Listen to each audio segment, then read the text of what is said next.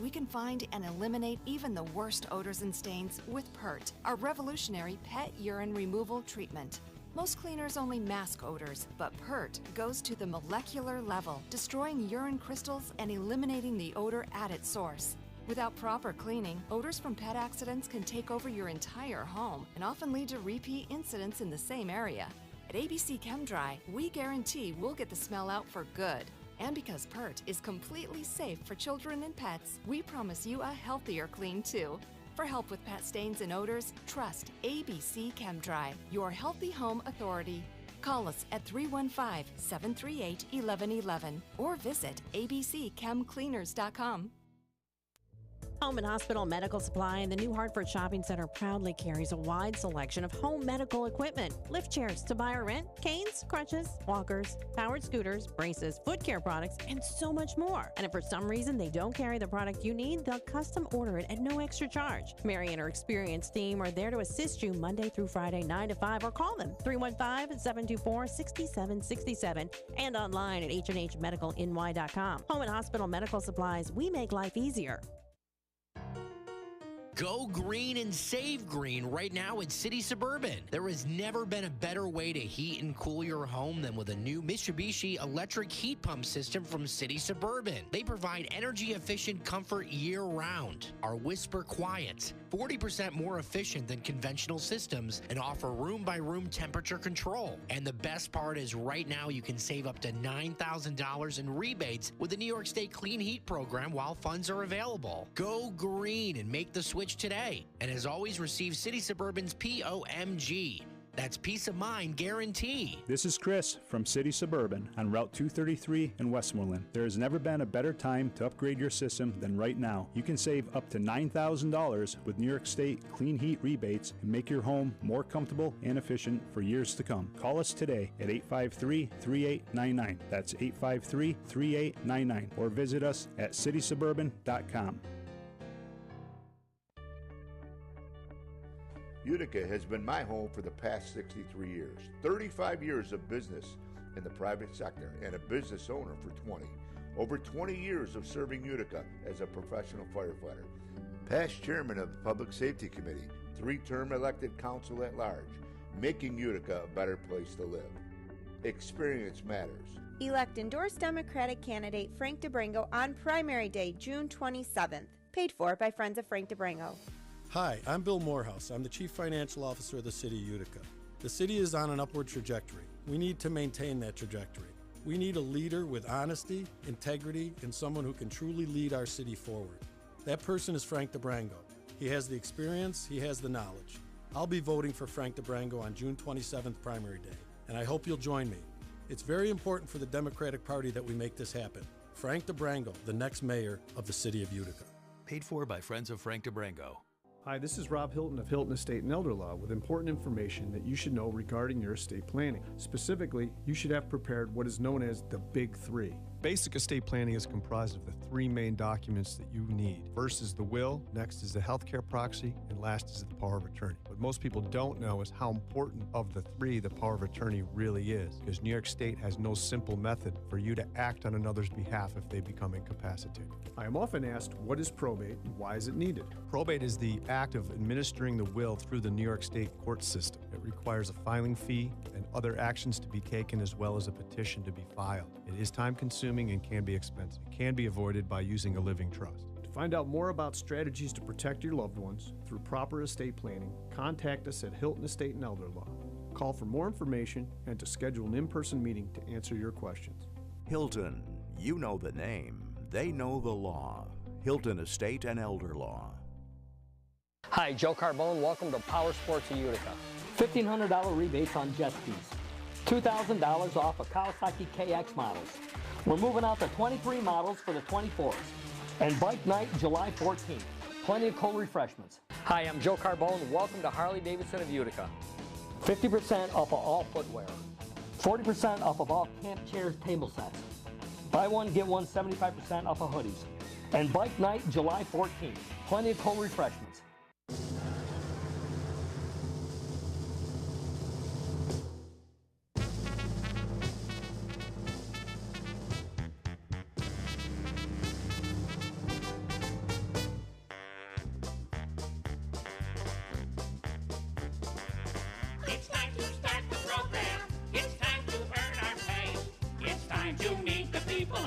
Show today.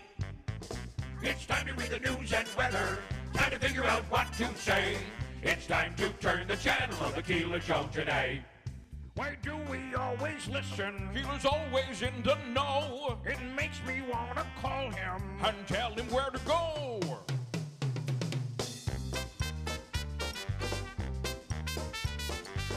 And now let's get things started.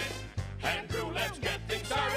It's time to get things started. On the most sensational, inspirational, celebrational, Keelerational. This is what we call the Keeler Show. WIBX 950 and 106.9 FM. This is Keeler.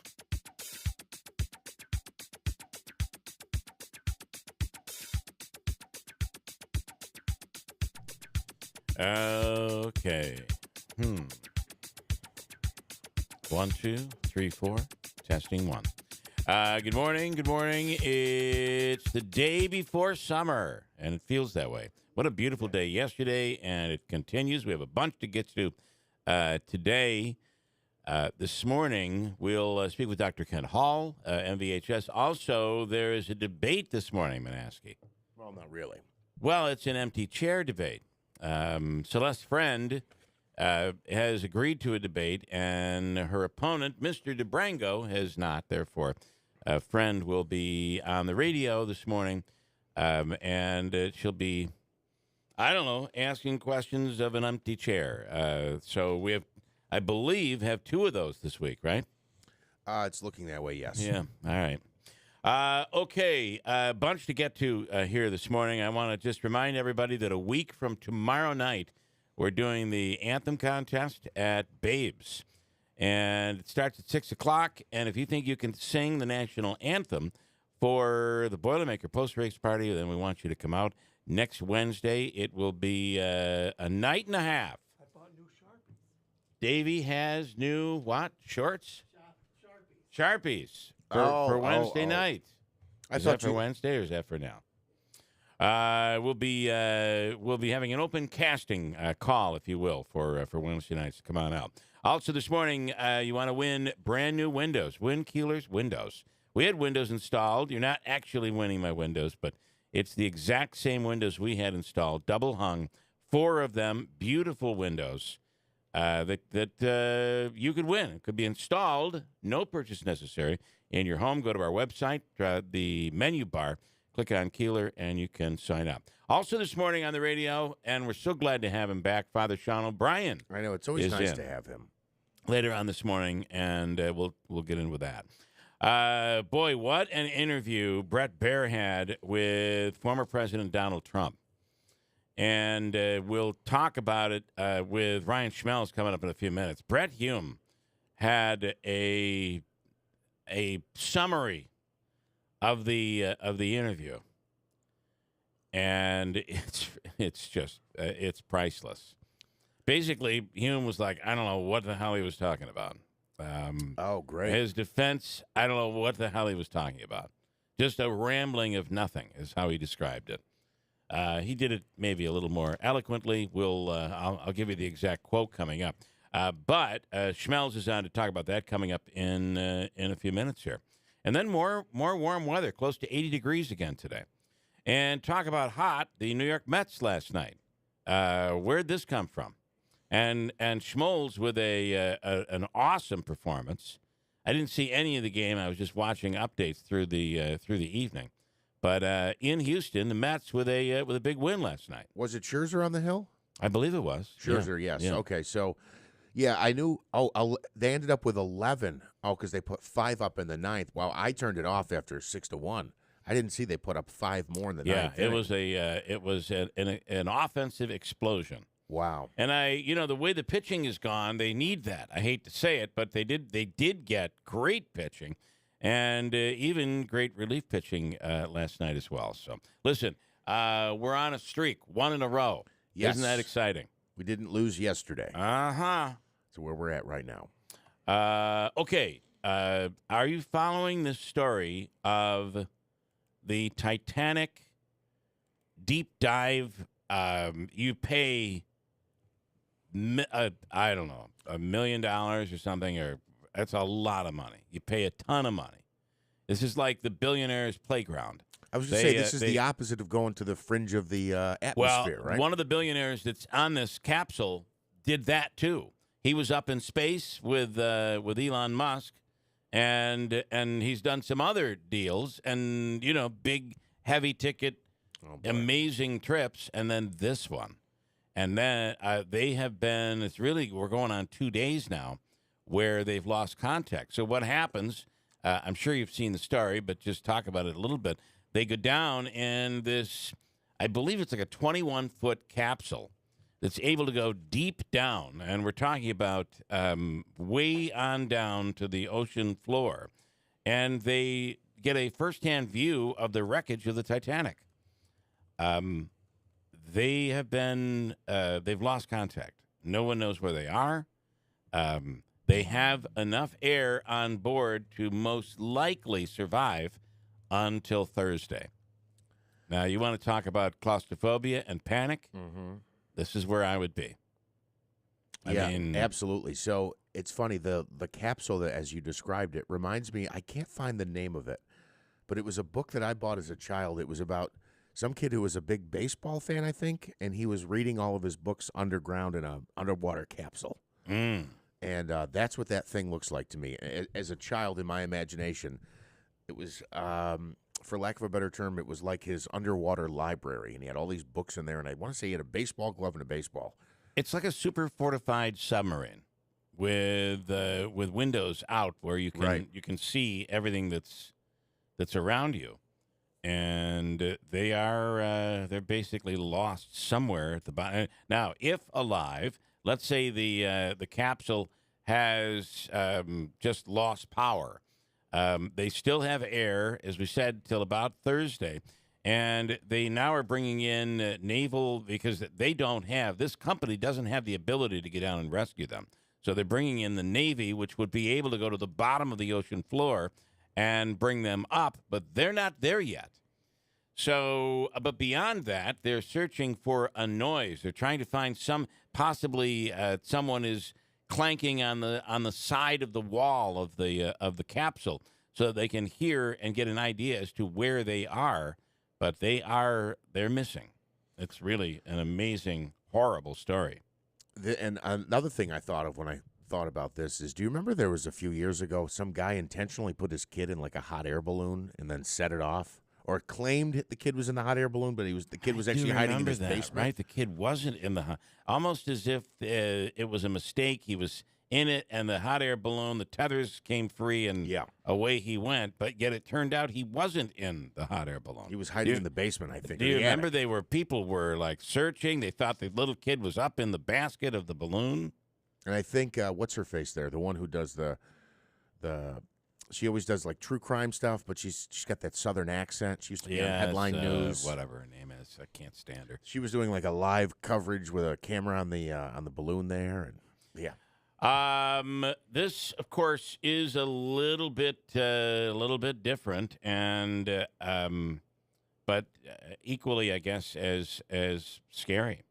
Wouldn't it be something, though, if the story ended with them finding them and being able to bring them up to the surface and saving them? Well, I hope that's what happens here. But they have what? You said enough air till Thursday? Till about Thursday is what they're saying. All right. Well, it's Tuesday morning. They have to be able to locate this. I mean, all the GPS, everything that's going on in the world, They have no clue right now. I mean, I would imagine they're in the vicinity. One would hope they're in the vicinity of the Titanic. There's wreckage. no tether. There's no cord. Nope. That would bring them up. No. I forget how many feet down. Do you remember what the story says? It's like, I don't know, 2,500 feet down to the bottom of or maybe it's 25,000 feet. I don't know what it is. So is capable of diving 13,000 feet. 13,000 feet. That's what it's capable of diving. I don't think it's that far. And the 5-person, whatever you call it, device there is about 20,000 pounds is what it weighs. Big announcement yesterday in Rome. The new Hobby Lobby is going to be opening in Rome, occupying the former J.C. Penney store in the Freedom Plaza in downtown. Hobby Lobby plans for renovations of over $3 million submitted for the city to review, and construction is set to begin around October 1st, and it will open next year. That's awesome. Davey, you're very happy. You're a big Hobby Lobby fan. No, but you're happy though. Yeah. All right. Now wait a minute. Hobby Lobby it's not actual a hobby shop, right? It's like they sell all Yeah, that it is. decor. But they have but you can get things for projects and but you can also get they have a great selection of their tin signs and all sorts of decor and that sort of thing. And of course, Hobby Lobby is not open on Sundays. Yes, that is what I was thinking of. Boy, I always thought they were a decor store. Like they always sold. Well, they if you want to make a are, but it is hobby. It's a lobby filled with hobby stuff, I believe. Do they do like model planes and car? I've never looked for a model plane, but maybe they do. Okay. Yeah. Hobbytown Clinton, I think, is maybe what I was confusing it. We had them on the air when they opened over a year ago. This is located. There's one currently in New Hartford. Yep. Okay. This interesting, and you take a look at parents keeping an eye on how their kids are being dealt with at school. Mm-hmm. Don't think that these schools don't have a lot riding on every student. Listen to this. In North Syracuse, the North Syracuse Central School District has settled a lawsuit that claims school staff fell short in providing a student with the proper resources and care, a student who is autistic. The case settled for $1.55 million with the family. Wow. So essentially, they didn't like the setting he was in. I don't understand that he wasn't properly cared for. Though that's just it. And I don't know exactly specifically what that means, but not given the proper resources and care. Basically, I would say they're saying their son or daughter, their child, was ignored and not given the tools needed to succeed. And it was enough so that the school felt they needed to settle, and they settled for $1.5 million. Wow. The family sued in 2018 when their son was just 5. The lawsuit said the district declined to provide a therapy, in this case known as applied behavior analysis, and a teaching assistant trained to provide the therapy. By not providing the care, the lawsuit said the district violated federal law that ensures students with disabilities have equal access to education. I knew a family who had a situation where their kid had a, whatever it's called, an education plan, IEP maybe, or whatever the thing is called.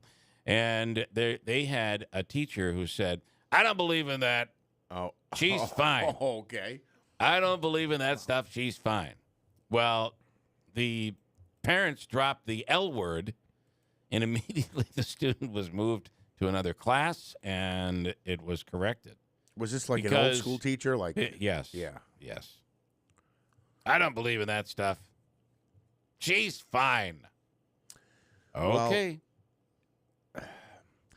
So what is the reaction? Oftentimes the student may get extra time for tests, or if they're attention deficit, they might be in a more quiet setting for testing, or that sort of thing.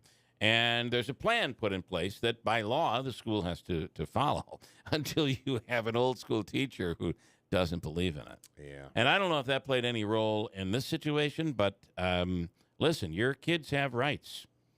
Your kids do have rights. What else here? So did you see the Trump interview?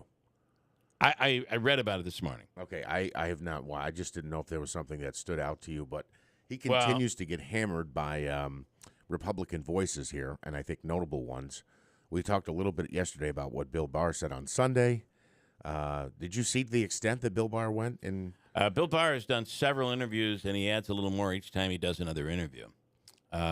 So it is, but I got to tell you, it is not affecting polling at all. Shocks me. And each time one of these Republicans comes out, I feel like they are the ones that end up getting attacked, and it really doesn't affect Trump's bottom line.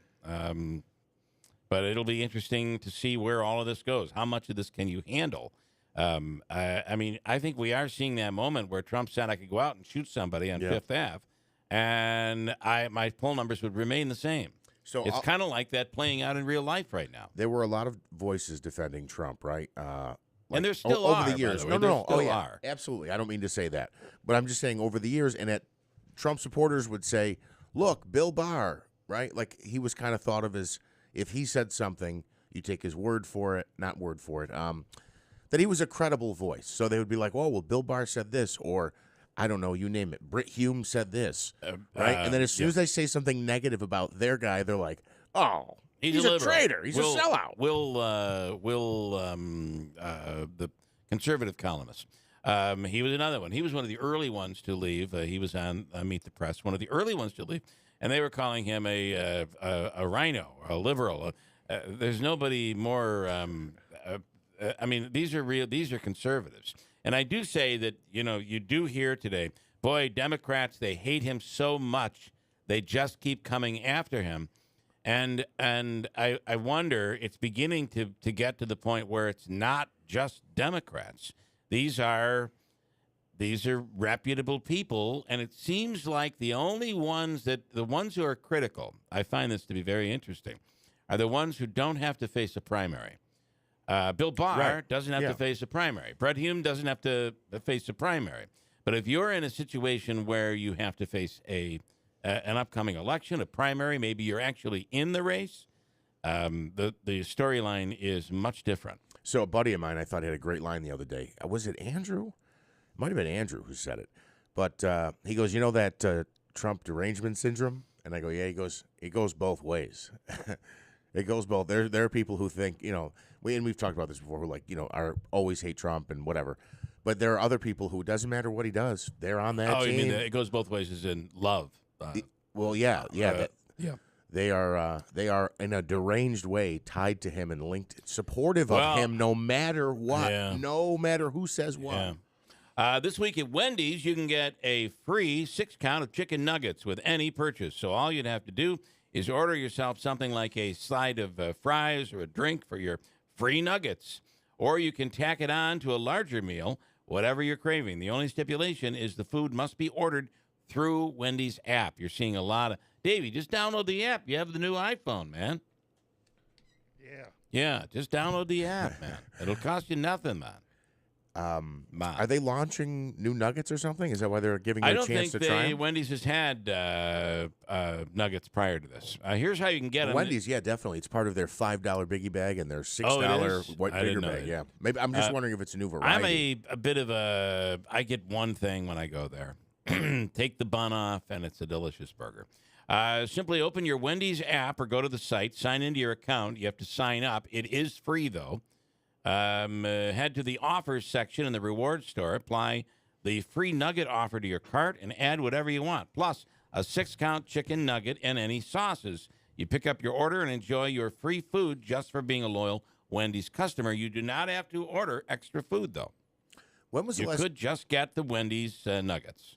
When was the last time you were inside of a fast food restaurant ordering food? Any of the big ones. When driving on the thruway. Okay, in the thruway. That might be a little different. Okay, there's something. But otherwise, I think I kind of agree. Very seldom do we go inside. The drive-thru is the way you go. So in door dashing, a lot of times I'll have to run in. If it's a fast food restaurant, I'll have to run in and pick it up.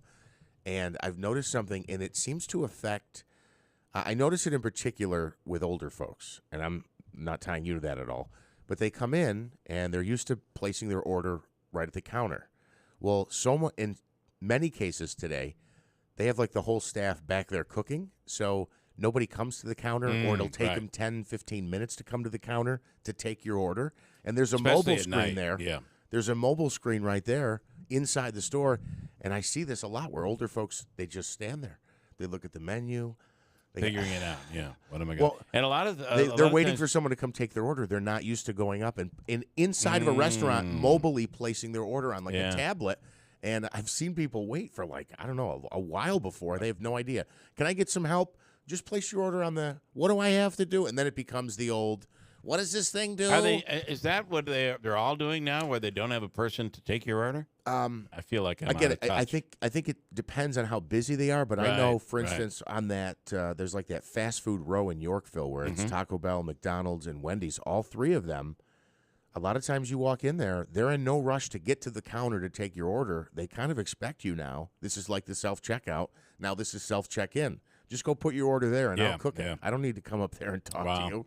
A couple of, as long as we're talking about Trump, let's talk about a few Bidenisms, if you can. The other day, he did call a student who was, it was done jokingly, but he called him a lying dog-faced pony soldier. Oh, did he? That happened. And the other day, he ended a speech. This was his speech he was giving when it came to guns. It was on the anniversary of a mass shooting.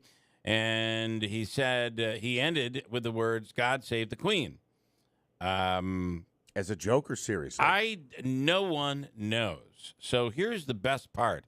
The White House aides that have been asked about this, Fox is all over this, as you might expect.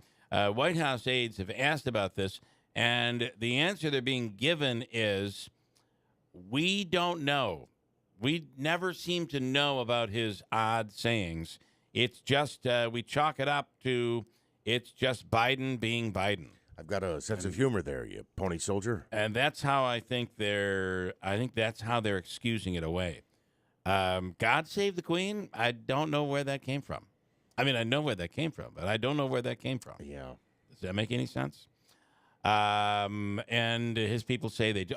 Also, one more on Trump. He says his kids will not be in his administration. If he wins, his children will not be a part of the administration. That's a selling point? Is he using that as a selling point? All I know is that's what the story is. They were all over the first administration. They were. New York Mets Francisco Lindor and his wife had a baby, baby girl, their second baby girl. He was not present for the beginning of the game the other day, and then arrived midway through the game. And I don't know, did he end up getting in? I hope they put him in. I don't know. But last night he had a great night. Last night he had an enormous night. He said that it's the birth of his child and a lot of hard work. The result of it is last night. Yeah, 5 He's RBIs. actually having a really good season. So I don't see his power numbers here, but he's only batting .216 for a guy who I think typically hits well above that. The Mets are just struggling as a whole, but 14 homers and 50 RBIs, yeah, those are decent power numbers. 10 reasons, New York Post has a story, 10 reasons we know COVID-19 leaked from the Wuhan lab. Number 1, the suicide of the Wuhan lab collaborator, Dr. Yusin. Apparently committed suicide. Number 2, Wuhan lab workers were the first COVID patients. Number 3, the lab had a detailed plan. Number 4, China destroyed all records from the lab. Well, how do you prove that? I'm just reading from the Post story. Number 5, top virologists had told Dr. Anthony Fauci that it came from the lab. Number 6, Fauci was the orchestrator of the natural origin theory. At the end of Fauci's emergency meeting with virologists in 2020, a consensus was reached to 1, don't write a paper at all. 2, if you don't write it, don't mention a lab origin, as it will just add fuel to the conspiracists. Number 7 on their list, China arrested the first doctors who treated COVID. Number 8, a lab leak caused the 1977 flu Chinese epidemic. Number 9, the lab is 5 miles from the world epicenter. And number 10, Wuhan lab conditions were abysmal. And that, according to the New York Post, 10 reasons we know that it originated from the lab. Well, some of those are certainly stretches, but the basic part of it, and right, didn't Jon Stewart come out and kind of highlight this as well? This was a while ago now, I think well over a year ago. But a lot of voices on the right were saying it too. Wait a minute, the Wuhan coronavirus escaped from the Wuhan coronavirus lab, and the people who worked there were the first people to get sick? I always felt like there wasn't a debate over that it came from the lab. The debate has always been, was it something that was nefarious? Were they experimenting? They lost control? Were they? I think the reason was more part of the debate. Do you see what I'm saying? So that's interesting, because you would have been the world. By the way, was it an attack on the world? You would be considered a conspiracy theorist, especially if you were saying that 2 years ago. Well, I don't think so. I think that's what the questions were. Not saying we knew the answer. that we didn't know the answer. Was it done on purpose? Was it something they were trying to muster up and create, maybe weaponize, but they lost control of it? I think all those questions were being asked. I don't know that it's ever been a mystery as to whether or not it came from the Wuhan lab. Because that's where the first people were sick. So I completely agree with you, but no, Bill, this was a major thing. People were called conspiracy theorists for saying it came from the lab. The theory, and I don't even think it's been officially disproven, and Fauci was pushing this, that it developed in nature from the bats, that it's kind of progressed on its own. The whole lab leak theory that it derived from the lab, you were considered a conspiracy theorist. Well, certainly you're not considered a conspiracy theorist today. That's Correct. for darn sure. Correct. And this is a terrible, terrible story. The sister of a man who drove head on to her car has died. It was her brother driving the vehicle, of course. Dahlia Klink, 24, of Freedom, New York, was taken to Erie County Medical Center, where she was later pronounced dead, according to troopers.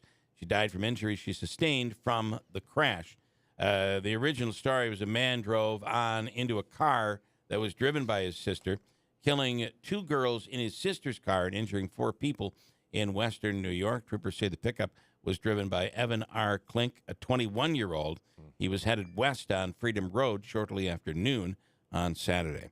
I knew of another story where a couple had gotten into an argument, and they ended up both going their own separate ways in their vehicles and then decided to loop back around, and one lost control of the vehicle, and they ended up colliding. And both the man and woman of the couple had died from that. Terrible story. It is terrible. We mentioned the interview with President Trump, who was interviewed by Brett Baer. Sat down with him for what many are calling a bit of a bizarre interview. Ryan Schmelz to give us the latest on that. Ryan, good morning. Hey, good morning, guys. How are you? Good. So Brett Hume's description of the interview basically is quite critical of the former president. Right, yeah, and Brett Hume's probably one of the best political analysts out there, and he was, as you just said, pretty critical of the president. Obviously, there was a lot of ground that was covered, so if you guys want to nail down a specific part, I'm sure we could discuss that. Well, he got into his legal defense. Yeah. And he kind of was all over the place with the legal defense, basically saying, listen, I'm a busy man. I did not have time to go in and organize this stuff and, sift through these things. I've got things to do. Oh, yeah. And that's when Brett was kind of pressing him, well, why didn't you, to turn these back in when the Department of Justice was asking for you to do so, including when you were given a subpoena to turn them in. And the former president was trying to say, well, I still had things I wanted to go through. I had personal items that were in those boxes, and I'm pretty sure he was referencing the boxes in those pictures that you've probably seen from that have made it around on numerous different news outlets. But also, like you just said, he cited the fact that he was busy, too, for one of the reasons why he didn't turn them in. So he certainly covered a lot of different ground when answering that question. But ultimately said he does not fear going to jail, and he's not worried about that being a possibility. Yeah, I certainly hope we're not in a situation where a former president goes to jail. I don't know how this thing ends. I don't think it's going to end well. But one would hope it doesn't mean a former president going to jail. What other parts of the interview stuck out for you? Well, I think the one thing that really stuck out for me was when Brett went through each person that former President Trump has been critical of, who used to work in his administration, using specific quotes that he has or names that he has called that person, and then went also on to talk about how some of those folks are no longer supporting him and how they have kind of turned their back on former President Trump and are now very critical of him. And I think Trump's reaction, where he kind of said, well, I still hired, 1 in 10 people I hired were great, and went off and rattled off some of what he thinks are his accomplishments. And then, was pretty adamant that there are going to be great people who are going to be available for him this time, and that he's still going to be able to hire some of the best people, despite some of the comments he's made and some of the relationships he no longer has with former members of his administration, and many of them responsible for some of his biggest accomplishments. Yeah. It is interesting to see those who have gently walked away, and then there are those who are quite critical. Hume called the defense of taking the documents incoherent, I believe was the word that he used to describe it. Go ahead. Oh, go ahead, finish. I just find that this is the former president, especially with Fox News, has been on. I think is used to being on safe ground, on allied ground, allied territory, but it does not seem to be this way currently. And I do think that January 6th and the criticism of that played a big role. And with that said, Brett Baer is a news guy. There's a difference between Brett Baer and Brett Hume, and even yourself, Ryan. You're journalists, you're news people versus the talking heads that make all the big bucks at these cable news networks. Hey, and I believe this was the first interview former President Trump has done with our network that was with one of our news division members and not one of our commentators. And certainly when he does these interviews with Sean Hannity or one of the other commentators at our network, sometimes it is, a friendly territory for him, especially when you talk about Sean Hannity and the friendship that the two of them appear to have. But ultimately with this interview, and let's keep in mind, Trump has done interviews with Brett Baer in the past, and they have a really strong rapport together. But Brett was pretty tough on him, and I don't think that comes as a shock to anybody because Brett's one of the best in the business. But certainly, former President Trump made clear that he's not a fan of our network. He says that he used to be a fan of our network, but not anymore. And I think certainly there were a lot of different reasons for that if you saw in the interview. But, of course, Brett did press President Trump on the 2020 election and the claims that he continues to make about it. And former President Trump still was adamant that he believes the election was stolen from him, despite the fact that Brett presented evidence of different recounts and different investigations that went into voter fraud in some of those states. But Trump is still staying to the point that he believes that the election was stolen. Yeah. And that is disappointing. It would, and why I feel like it's disappointing in so many different ways. But if you're a political strategist who's working to get President Trump reelected, this is not the strategy. This is not a winning strategy, and it certainly wasn't during the midterms. Well, and that's interesting that you bring that up because, yes, those who were questioning the results of the 2020 election did not have a good night during the midterms back 2 years, or I should say 2022 at this point. Mm-hmm. But one other thing to keep in mind, too, is that I think there has been some criticism from Republican strategists in the past where they believe that the whole reason why the Senate is even blue right now is because of President Trump questioning the results of the election when you go back to the Georgia runoffs that were happening after the 2020 election, where you had Kelly Loeffler and David Perdue both lose their Senate seats to Democrats. And then you had Raphael Warnock being able to go into 2022 with incumbency on his side. Yeah. So you have had strategists who've said that Donald Trump questioning the results going all the way back to 2020 was when that first started hurting Republicans at the ballot box. Yeah, and remember, a lot of this criticism that came from the former president was against, like, especially in the case of Georgia. These were Republicans. These are Republicans who say they voted for and supported President Trump and wanted him to win, but said what I want versus the end result are two different things. And it does amaze me that he still polls as strongly as he does, and DeSantis is so far behind. It's shocking to me. Yeah, and I think, too, number one, with the polling, I think we're still very early in this process. That's what I hear a lot from different Republicans out there. A lot of them will say that you should probably focus on the state-by-state polling and see where that goes. And obviously, we haven't gotten to the debate time yet, and that's when a lot of candidates really have an opportunity to raise their profile in ways that they might not just on the campaign trail or in front of TV cameras and interviews. So certainly we still have a lot of room to go there. But I think one thing that also stood out about the interview yesterday, and Brett has talked about this on different shows he's been on since then, was that it does seem like former President Trump is still treating Ron DeSantis like he is the biggest threat to him as the GOP frontrunner because, that's where he kind of focused a lot of his attention on. despite the fact that the field continues to grow, his energy is mainly on Ron DeSantis. What I find interesting, though, and I will leave it at this, and I'd like your take, very interesting, is of the candidates who are already in or those who are expected to be in the race for the nomination, only a couple are really critical of the former president. At some point, you're running against someone. If you want to get elected, you have to say, here's the difference between me and him, and here's why you should vote for me and not him. And there are a pretty good number of Republicans who aren't willing to do that yet.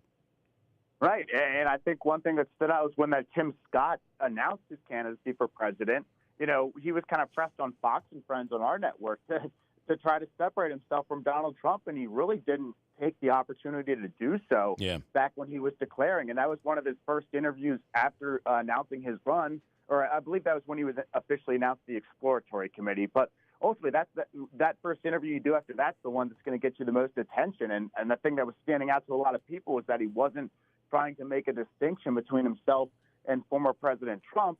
But then you've had some candidates like Asa Hutchinson, who has been critical of Trump ever since he got into the race.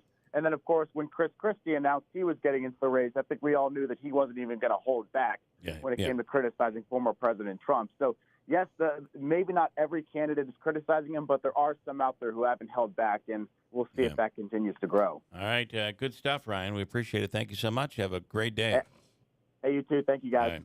One of the interesting theories on this, I think it's something that you brought up, is the strategy is Chris Christie's probably not going to win. So his role in this whole process is to go in and dirty up the former president. Injure so him. that it opens the door for Ron DeSantis or others to come in, and it's okay. Is the clear? Are we in the clear? Is everything okay? And that's kind of an interesting theory because I'll say that Chris Christie is holding nothing back. So, no, he's not. And it will be interesting to see how many others, at what point do the others jump on this approach, right? Because at some point, if you want to beat them, you got to go right at them. Coming up next. Yeah. Can I give you something here? Mm-hmm. You touched a nerve with some people here. This is Bill Morehouse here this morning. He says, has Bill lost his memory? They denied it came from a lab for over a year. They are still denying it to this day. I just said the way this is how I saw it. I didn't think it was any. I did not believe it came from some animal in Africa. It just seemed like this is where the epicenter was. It seemed to make it was common sense that it came from there. Now, did it come from there nefariously? That for me has been the question. As for the what was going on in the world, that was COVID and a long time ago, and a big blur. So it is actually, but I don't think I'm in disagreement at all with Bill Morehouse. I think I feel the same way he feels on it, but nonetheless, and it's still up for debate officially whether it came from a bat on the what do they call it, the open market, the wet market, or whether or not it came from a lab. Okay.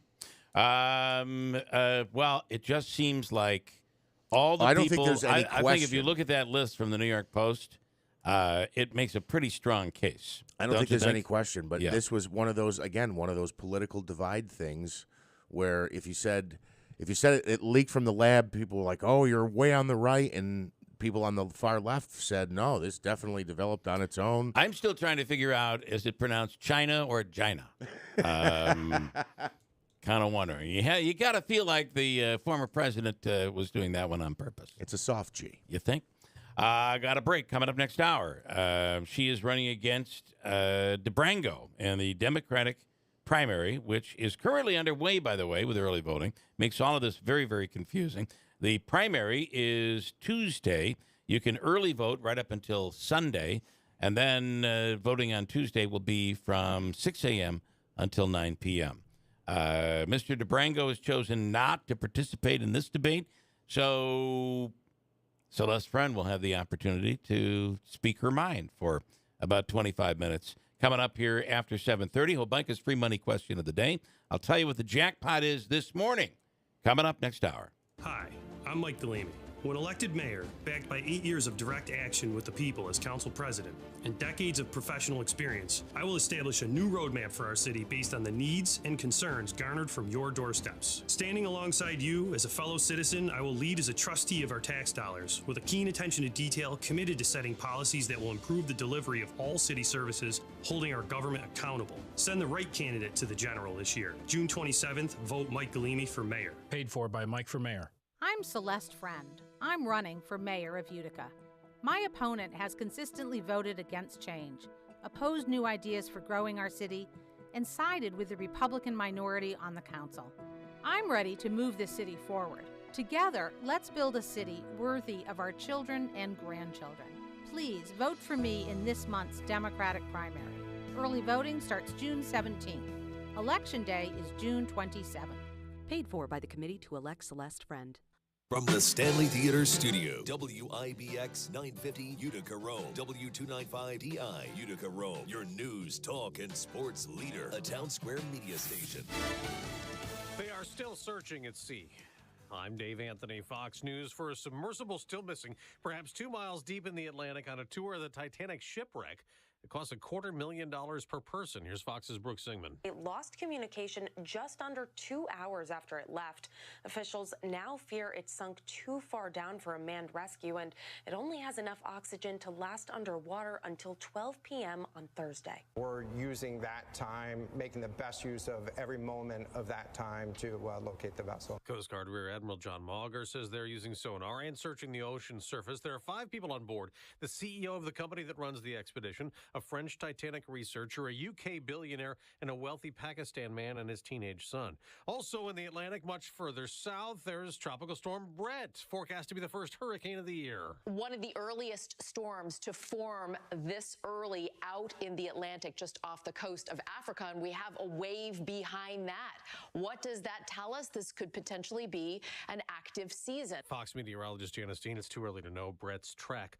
A week after former President Trump pleaded not guilty after being indicted over classified documents he had at his Florida resort, he sat down with Fox's Brett Baer. Why did you have this very sensitive national security defense documents, like the war plans for a strike on Iran? So like every other president, I take things out.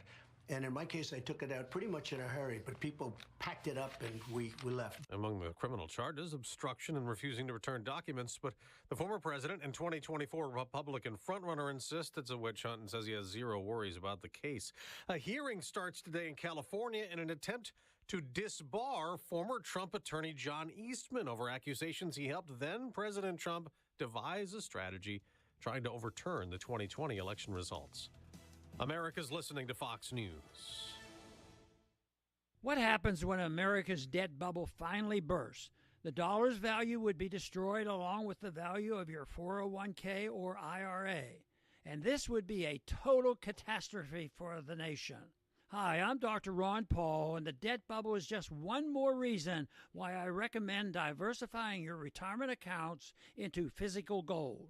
Gold can preserve your savings through almost anything. And if you take advantage of a gold IRA from Birch Gold Group, you pay 0 penalties or taxes when you transfer your current retirement funds. To learn more, text the word PROTECT to 989898, and my friends at Birch Gold Group will send you a free info kit on gold IRAs.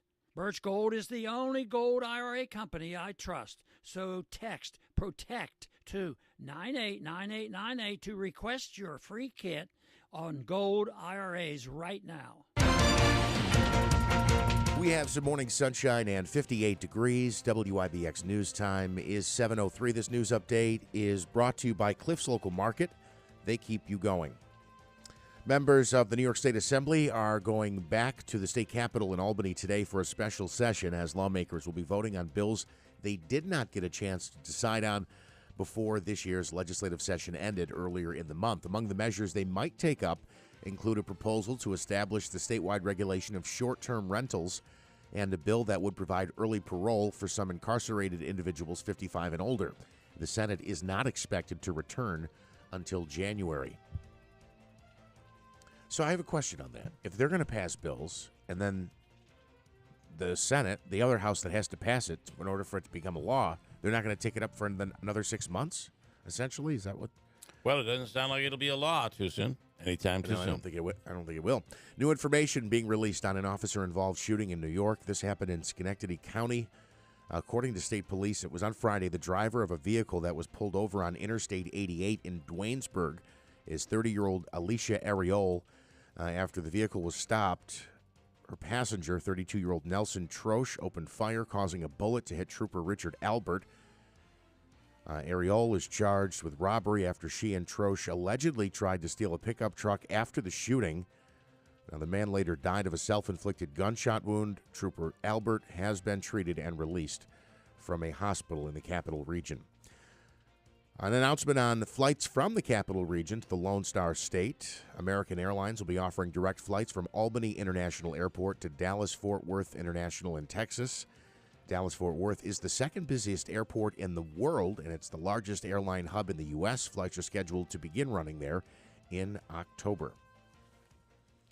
And we didn't win the big lottery We did last not. night. We did not win. I don't think we came even close. I had high hopes. The Mega Millions jackpot continues to grow. That means there's going to be another big prize up for grabs.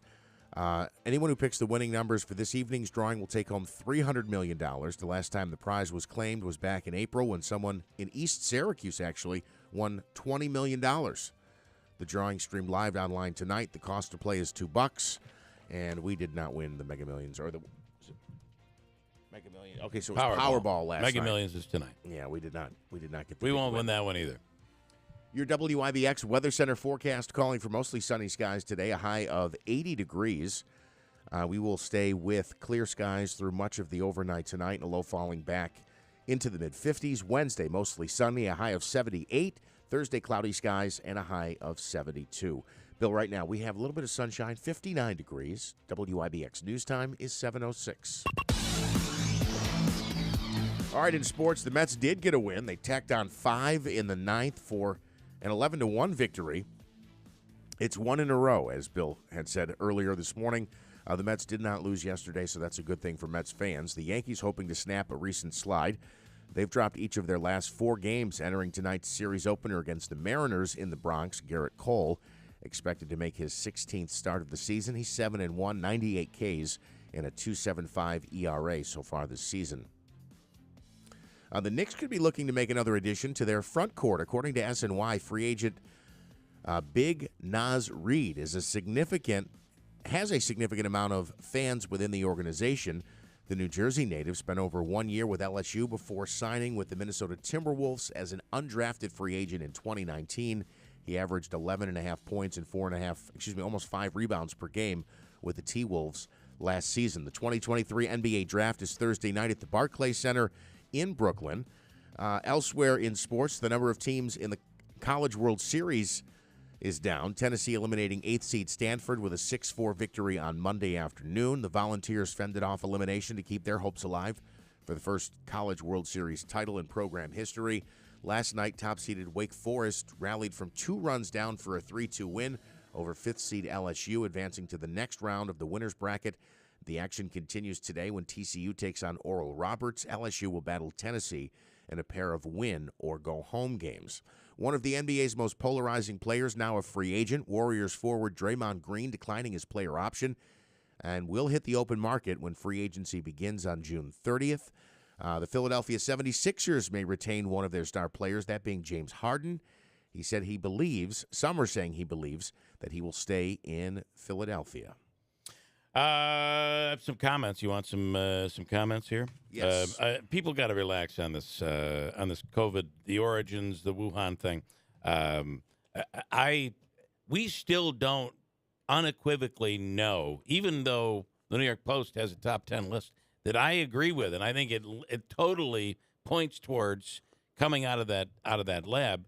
We still don't know because the Chinese have never disclosed or given us access to be able to determine. So the fact is we don't know. But I think it seems pretty obvious that's where it came from. That's my personal belief. I don't know where that's here's Morehouse. I work with people every day who are confused on their taxes, and I'm happy to help them out, but I'm not voting for any of them for mayor.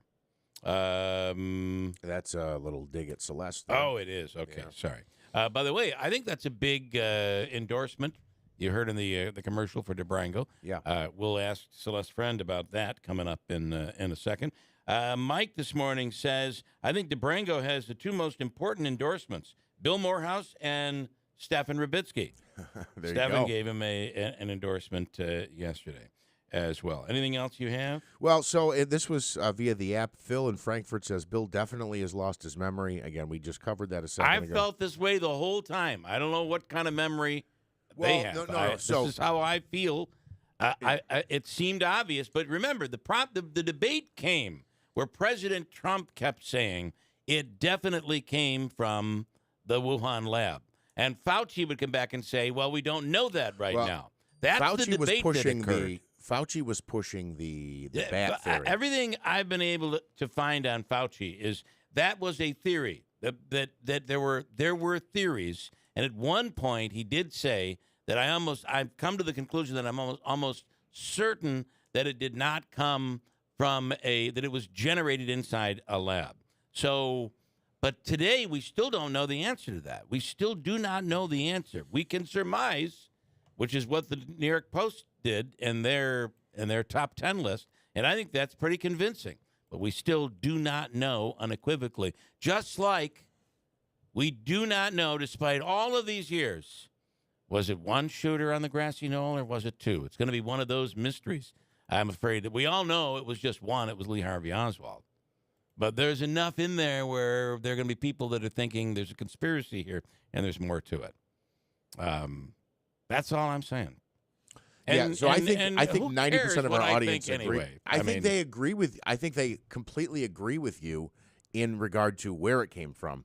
But I think what they're saying is the fact that it's still, as you said, it's still up for debate. But this is you were labeled a crazy person for thinking that. That is the part where I think if you say it unequivocally came from a Chinese lab, you don't have the evidence to back that up. You don't, not even today. I mean, we can feel that way. I feel like there's enough evidence to circumstantially say that's where it came from, but we don't have hard evidence on it, just like the every other controversy that goes unsolved in the world. And I'm afraid I don't expect anytime soon for the Chinese to be like, all right, here's all the information. Maybe we can steal that from them, hack into their system, and get what they know. That would be nice. Or fly a balloon over China to find out. Maybe we could do that. Any others? There are two more here on the submersible. John says, regarding the submersible, while we don't know exactly how far down it is, the wreck of the Titanic is more than 12,000 feet underwater, which is more than 2 miles. And which it takes a special operation to get down there and rescue, which the Navy has that ability, but very few others do. And Ann in Rome, good morning, Ann. She says the Titanic sub costs $250,000, and it has 96 hours of air inside of it. Yeah. But they're down to less than 48 now, based on what I wonder if they deliberately drove the sub into the floor of the ocean. You think it was done? You know, there's no coincidence here. I don't think. Maybe it is just a coincidence, but it is.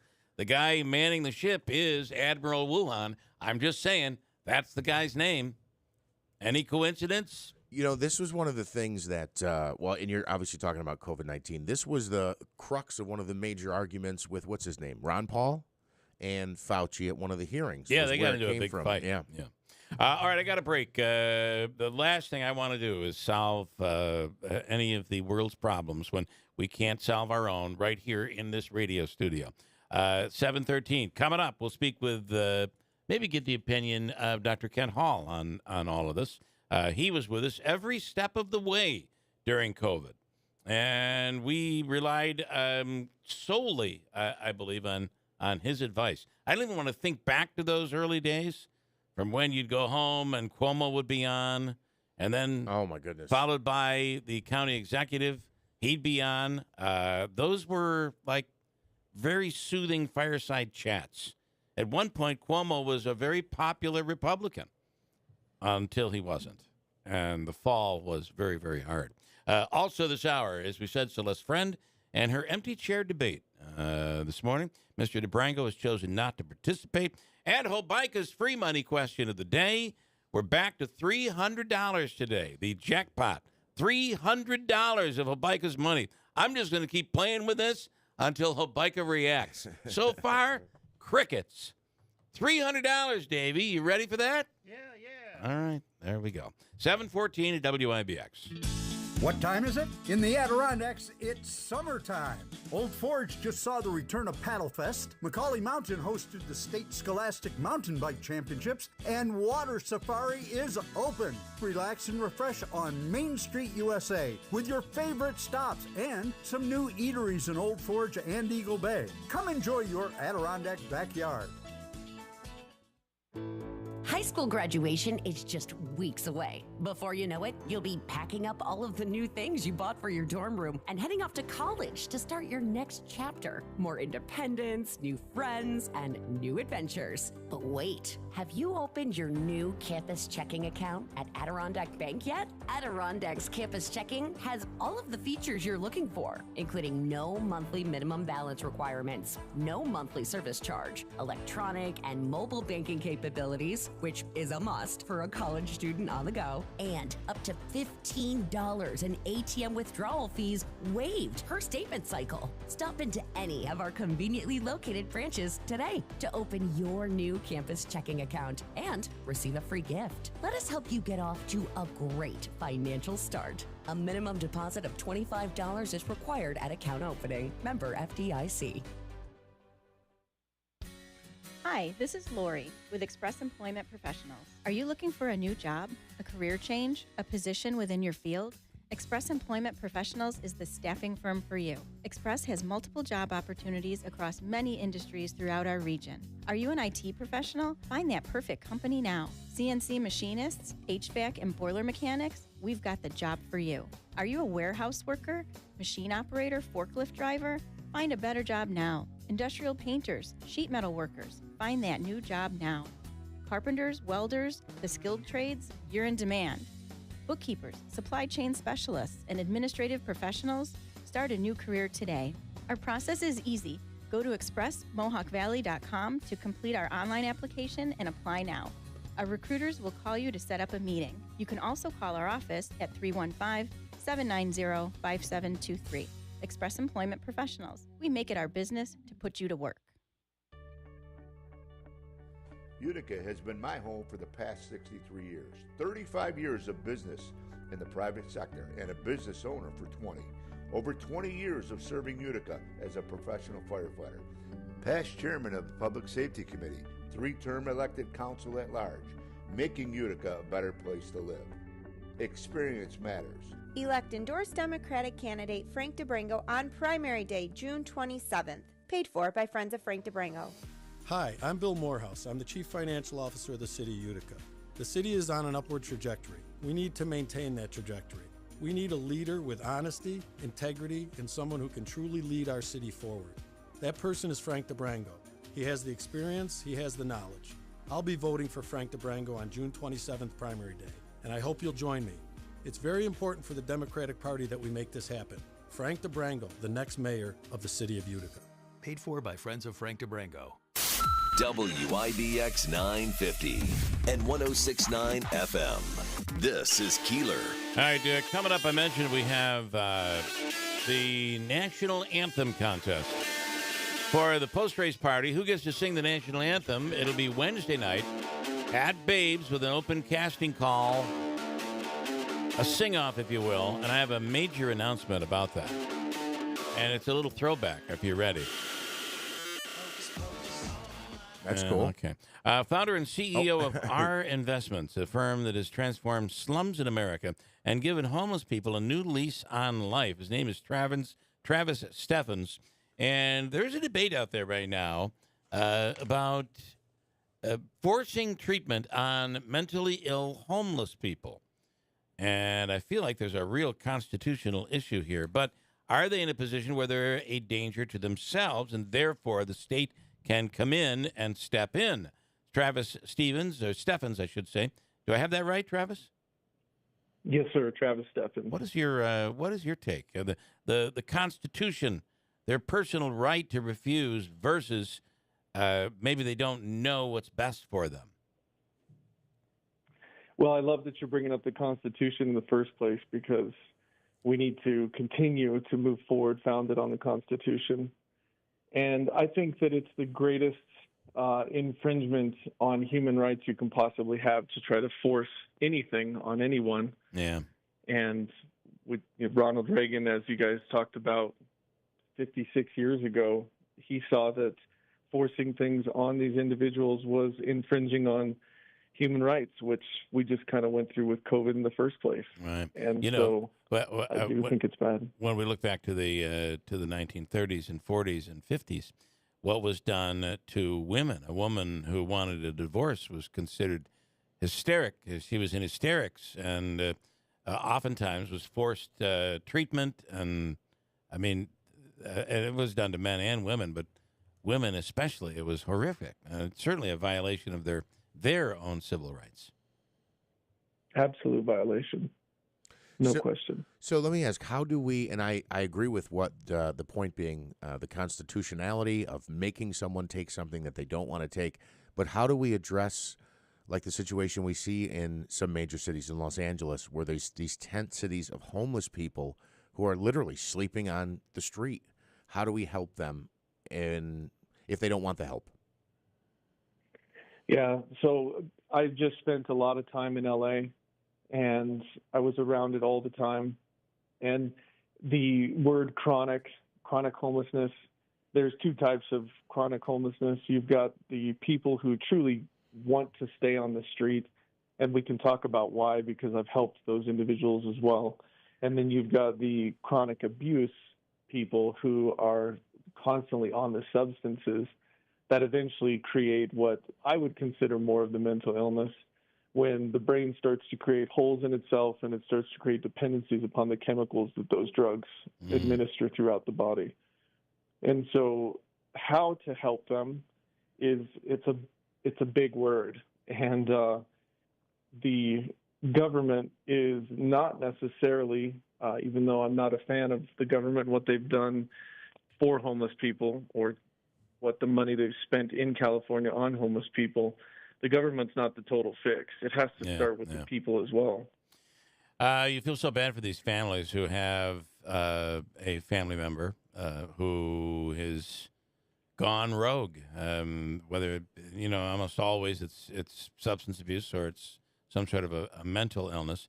And you would hope that the family could put together an intervention, but it doesn't always work out that way. And at some point, we have to, I hate to say this, but you have to let this person go. And how do you force, I just don't know how we can come to a situation where we return to forcing treatment on someone who doesn't want it. Exactly. And what's interesting about the whole situation is it does come back to family, and it does come back to the deterioration of family values in the U.S. And the people that we took in, they didn't have fallback on family. They either didn't have family, or they rejected by their family when they went into this situation. And when you go through that process of becoming homeless, so I say the word becoming there because it doesn't happen overnight. Yeah. When you've lost everything and you've come to the place to where you say, I am homeless, it comes down to a biological perspective at that point. And when you get into what I call the lower vibrations of guilt and shame, and you're waking up in shame and you're going to sleep in shame, and next thing you know, you're living in a box. Next thing you know, you're living under a bridge. The next thing you know, everyone around you is homeless. The receptors called eyes and ears are taking in the notion that you're homeless. And then it just becomes a downward spiral. And the norm. How, though, I would wonder your opinion on assisted suicide. So if someone decides, I no longer want to live, and they choose to end their life, it might be a situation where they're chronically ill and just see no way out. Oftentimes, the philosophy is that the state can step in to prevent that person from doing that. Do you feel that person has the right to end their own life? You know, what's interesting is we want to force someone to take something that they don't want to take, but then when they want to take something that would end their own life, we want to force them not to take that something. Right. There's a conundrum here. Totally. And, you know, this is a very sticky situation, but I honestly have to say, if you feel that your time on this earth is more painful than your time not on this planet, and you're willing to take your own life to end the pain and end the suffering, I would have to say that I think that's another human right that should be given to the person that's in that state. I think they should make that decision in as mentally clear of a state as they possibly can. So, for instance, if you're picked up and you're drunk, you're gonna go to a sober house until you become sober. I think it's phenomenal that they do that, and they're not forcing anything upon them other than just sitting in a cell until they're sober, and then they can make a sober decision. I do think the decision needs to be made sober, not underneath any drugs or any influence. But yes, I do think that should be also another human right that should be up to that person. All right. Very interesting. Travis Steffens, we appreciate your insight. And you really are doing great things in many of the poor areas around the country. I know that what you just said, there'll be plenty of people disagreeing with you, but that's where this contradiction exists. And it's hard to have it one way without having it the other way, right? Interesting. Sir. Okay, Travis, thank you for the time. Good luck out there. Thank you much. Take care. It's a very difficult line, right? So you have someone who might be going through a tough time and they feel like this is their way out. We probably, through counseling, through who knows what, changes in circumstances, maybe they no longer would have chosen that route, suicide or assisted suicide. But you'd think that there's a process you go through with assisted suicide where you have to go through the process in order to the counseling. You have to be of sound mind. You have to be versus someone having a moment of despair and finding a gun or what have you and doing something bad to themselves. Well, I'll bring in Dr. Hall on this one. Dr. Kent Hall from MVHS. It is this is one of those situations where your mind goes on overload and smoke starts coming from your head because you just can't seem to figure out what's the right thing to do. Yeah, it is. It is really there's the ethical component, the moral component, the legal component. You can say the religious component. I mean, there are a lot of aspects to it. So this is an interesting fact. Okay, for the admittedly few number of people that have attempted to commit suicide by jumping off of the Golden Gate Bridge, when they have been interviewed after the fact, and again, it's a pretty small N, but when they've been interviewed after the fact, almost to a person, they say that as soon as they let go, they wish they hadn't. Yeah. And so that goes to, people, the whole, assisted suicide and stuff. I tend to agree with what you say about the process. Yes, yeah.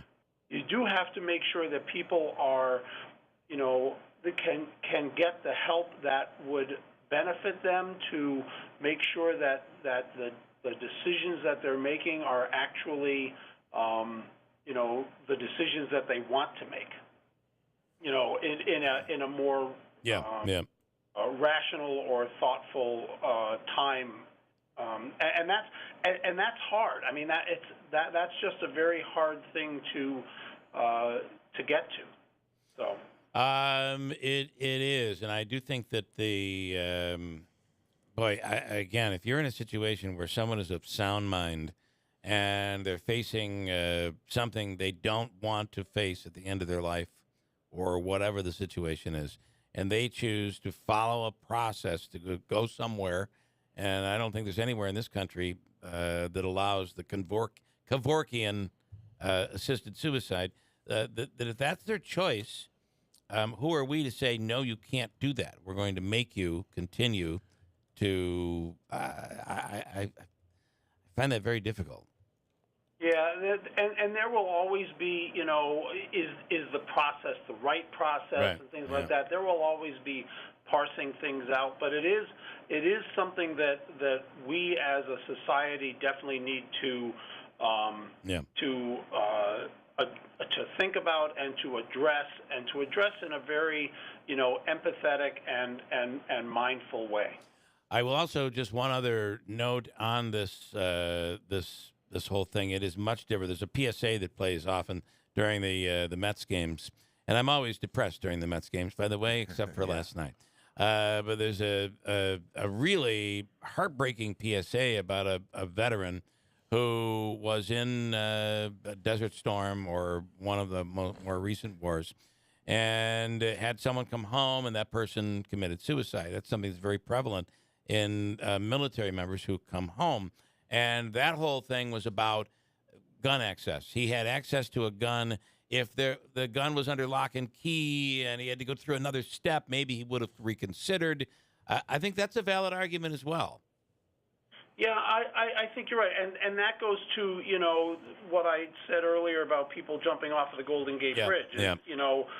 There are definite finalities that are that once you take that step, whatever the step is, letting go of the railing, pulling the trigger, there's no going back from that. Yeah. I can tell you as an emergency physician, I can't tell you the number of patients that I took care of who attempted suicide by, taking some pills or something, which would take some time, and then as time went on, in a relatively short period of time, they rethought this and said, maybe this isn't the right thing for me, and they called 911 and they were brought into the emergency department. So, but the finality of having a firearm and being able to access it immediately, and it slowing people down is not necessarily a bad thing.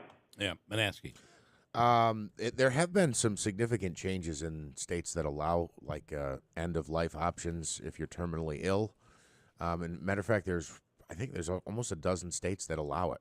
Oregon, Washington, Montana, Vermont, California, Colorado, Hawaii, New Jersey, Maine, New Mexico, and Washington, D.C. Allow it to some degree. Doc, by the way, if someone is having in crisis, I believe the suicide number, obviously you could call 911, but there is a suicide hotline by dialing 988, and it would put you in touch with someone that could assist you. Doc, just quickly, and then we'll let you move on. The debate is back over somehow this morning over the origin of COVID-19. My take is I can't imagine that it didn't come from that Wuhan lab. That seems to be the epicenter, but at the same time, was it manufactured? Was it something intentional?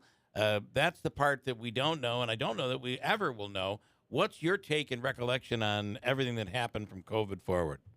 Yeah, so I think you're right. I think until the Chinese government actually allows free access to all of the information and it can be reviewed, that we will never have certainty about whether it came from that wet market or whether it came from the lab that is in the same city, or if it and then if it came from the city, was it a purposeful, or from the lab, was it a purposeful thing? Was it an accidental thing? I mean, I just don't think that we will ever know for sure. We can have all these suppositions and stuff, and honestly, to a certain extent, right now we have to deal with what we have, and what we have is a virus that is circulating that thankfully, as it has evolved to something that is, more transmissible, not a good thing, but causes less severe illness. Yeah. Really a good thing. And so, that's what we have to deal with. We still have to protect vulnerable population, the people, the elderly, the very young, the people with significant medical issues that make them more vulnerable to having severe disease, even if they've had the disease in the past, even if they've had the vaccination. So they are that each of them gives them a little bit of protection, but we still have to protect people from it. Just like we have to, just as good citizens, we have to protect people, from getting, the flu when they are when they are susceptible to significant negative health effects from the flu or other diseases. So that is what we do as good citizens and as good community members. Doc, as always, we appreciate it. Have a wonderful rest of the week, and we'll talk to you next week. Sounds good, everybody. Please have a great day, and please be safe. Dr. Kent Hall from MVHS. I want to tell you, coming up 1 week from tomorrow night, Wednesday night, Davey, we're going to be where? Babes at Harbor Point. We'll be at Babes. Where it's the National Anthem contest at the post-race party of the Boilermaker. And I wanted to just throw back a little information here as to how we're going to pull this off on Thursday night. You'll be able to come in Wednesday night. You'll be able to come into Babes starting at 6 o'clock, and we'll have a sing-off. And at the end of the night, we'll select one winner to perform the National Anthem during the flyover, whatever happens there, and the post-race party at the Boilermaker. So I'd like to do a throwback to the old days, and wouldn't it be great if we had somebody that, we could rely on to serve as the quote-unquote DJ for the sing-off? And who would that be if we came up with someone? Ladies and gentlemen, a throwback to the old days. It's Joe Lode. Hey, Joe. Hey, how are you? Good morning. I mean, it's like getting the whole team back together here. We're getting the band back together. It's like a family reunion of sorts, and, I can remember, Bill, there's stories about how the whole thing happened after Brad Davies used to do like the cans and clams there. Yeah. And then when Brad left, they tried to get me when I was on Rock 107 to be the DJ for cans and clams. And I remember the owner back in the day, Mike Ezzo was like, "We're not going to have somebody named Joe Lode. This is a family establishment." I remember that. We couldn't call him Joe Lode. We had to call him Joe. Oh my goodness. Just Joe. And then after that first season, which was a record breaker, I might add, there was no problem having Joe Lode on the deck there. All of a sudden, Lode was okay. Yeah, I remember because he brings in a load of people. That's why. That's right. It's very exciting. I can't wait for next Wednesday. It's going to be fun, and especially for the national anthem. I'm glad to be a part of it. Well, listen, if you can sing and you think you can pull it off, let's get in there and take a shot. One winner will be selected, and we're pretty excited about it to have Joe back there in the. I don't know if the weather's nice. We'll be out on the deck. I don't know, Joe. This could be huge. This could be a throwback. Now, right. I have to do a plug because you know how I am. Mm-hmm. So speaking of the deck and cans and clams, on Tuesday night, which is tonight, I'll be at the White Lake Inn, and I heard there might be a senator sighting there tonight. Oh, okay. Chuck Schumer, your personal guest, huh? Yeah, baby. Might be a state senator. But I do want to say, the White Lake Inn, a good friend of mine owns it, Brian, who is battling cancer. Oh, boy. And, he's in a bad way, too. And they went in to do some surgery, and they shut him back up and said there's really not much they can do at this point, but they are going through another chemo regimen. And Brian's a fighter, so, come on out and support Brian and see him. And I'm there every Tuesday night for cans and clams on the deck at White Lake Inn. All right, Joe. What would life be without a Joe Lode plug? What would it be? So, hey, look, it's still doing cans and clams, though, after No all doubt, these years, after too, right? all these years. And Wednesday night, next Wednesday night, the 28th, the day after primary day, we'll be selecting the singer of the national anthem over at Babes. Pretty cool. With Joe Lode. And Stoney is still there at Babes. Jeff Stone is still there. You're absolutely right. Still there. So talk about a reunion. We may be taking this thing back to Deneen's and Herkimer when it's all said and done. All right. You never know. All right, Joe, thank you. Have a great night. You do the same. Thanks so much. The anthem contest is sponsored by, of course, the Boilermaker, Keeler in the morning on WIBX, and WUTR. And in fact, the meteorologist, Craig Flint, he's going to be one of the judges. Oh, really? Yeah, he'll be there as well. Oh, that's awesome. Okay, go ahead. And then I got a break, and we're going to bring in Celeste Friend for her empty chair debate. Well, I have a question already for her from Lance, and we'll skip that for now. So this is for singing the national anthem at the start of the Boilermaker. There's so many Boilermaker-related events. How many people are you looking for? How many winners are you naming? Well, we're gonna do a top winner, and then we'll pick reserves. Gotcha. Because if they have other events at the Boilermaker that they need, they'll have a handful of people to serve as singers of the national anthem. I mean, but the big one is doing it in front of some 35 to 40,000 people outside the back lot of the FX Matt Brewery. No, absolutely. But there's a national anthem at the start of the 15K. There's a national anthem at the start of the 5K. Yeah, there's all that stuff. There's walks. There's a bunch of events. We're going to be selecting multiple reserves as well. I thought you were going to tell me Craig Flint gives a good forecast, but he's an even better singer. I thought that's what you were going to say. You never know. Mike says this morning, let's bring back, as long as we're going to the old school stuff, bring back Maxine Nightingale. You can drive down the night before the race to get her. That was a debacle. When we brought up for the post-race party, we brought up Maxine Nightingale, and she was awesome. Yes. But she didn't arrive until moments before, and she was my wife, actually, I'm like, she was late, so no one could pick her up. And I'm like, Allison, you got to pick her up. And she was quite the diva. I was going to say diva, it was right? So not easy, and my wife was not pleased. And instead of being mad at Maxine, who's she mad at? You. Me, of course. That's just the way it goes. Why do you always get me into this, Bill? Well, that is exactly a quote right there. Davey, let's give somebody a chance. Are you telling me we're a jackpot this morning? I know, Bike's free money question of the day. Is it $300? You're going, Davey, this morning for caller number what? Oh, caller 8. Caller 8. Eighth caller through the phone lines right now. $300. Crickets out of Hobica. We'll just keep it going as long as I don't hear from him. Caller number 8 right now at 315-736-0186.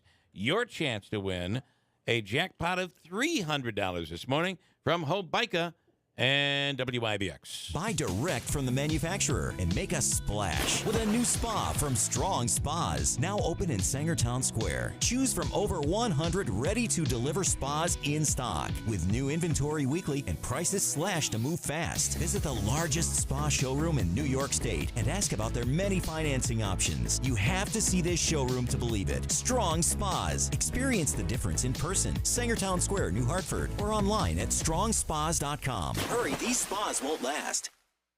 I'm Celeste Friend. I'm running for mayor of Utica. I run big, people-powered campaigns, and that is how I will govern. I'll engage all of us in the choices that determine the quality of our lives. For a government that is transparent and a mayor who knows how to communicate, then please vote for me in this month's Democratic primary. Early voting starts June 17th. Election Day is June 27th. Paid for by the Committee to Elect Celeste Friend. The Community Foundation of Herkimer and Oneida Counties is your community foundation. Together, we've invested $125 million in the community, thanks to people, families, and businesses that want to give back and build a brighter future. And you don't have to have big bucks to make a big difference. Join us as we invest in the future of our community. Learn more about your community foundation at foundationhoc.org. Paid for by friends of Bob Cardillo. Galimi clip courtesy Talk of the Town 100.7 FM. How can he really do that? I don't know. How do you work 2 jobs, serve 2 bosses? I mean, being mayor is full-time enough. And what's your real job? Being mayor or your private sector work? Remember what he said on the radio. Yes, I will be spending 10 hours, so many hours, making sure I could fund a 401k so I could still keep my private sector retirement. Being mayor is a full-time job. You need to be committed to be mayor. I'll be a full-time mayor for a full-time job. Let's cut crime, combat inflation, and keep our college graduates local. Vote Bob Cardillo, primary day, June 27th. I'm Bob Cardillo, and I approve this message.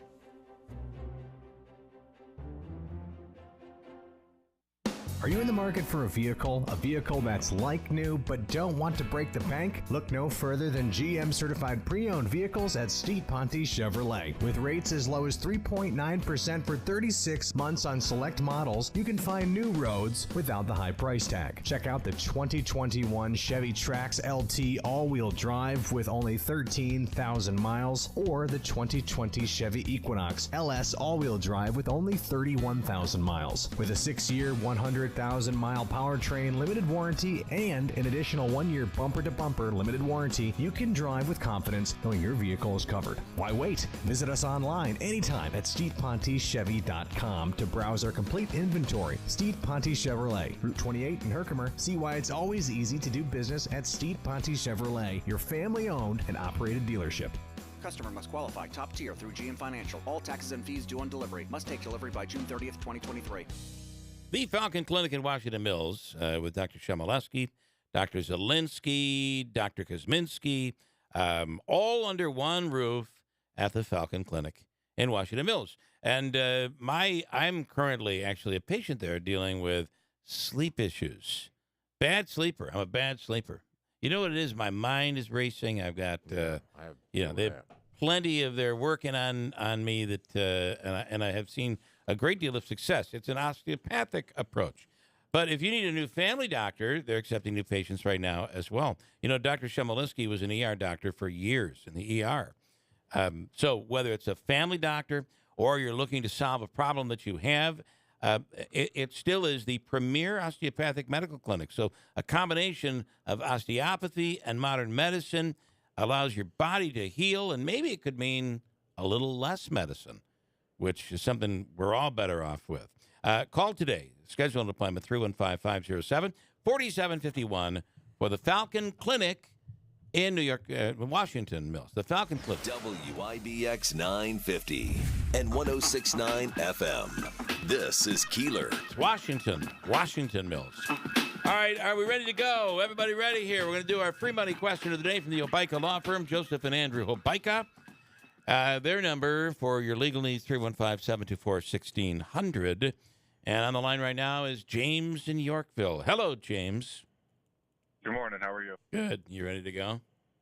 Yes, sir. All right. You seem like you're all $300. He's serious. All business. Okay, here we go. Here we go with your question. Almost to the day. Name the movie. How am I going to phrase this?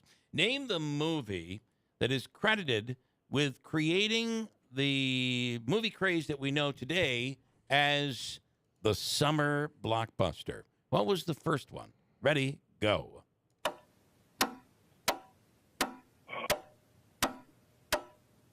I don't. That's a toughie.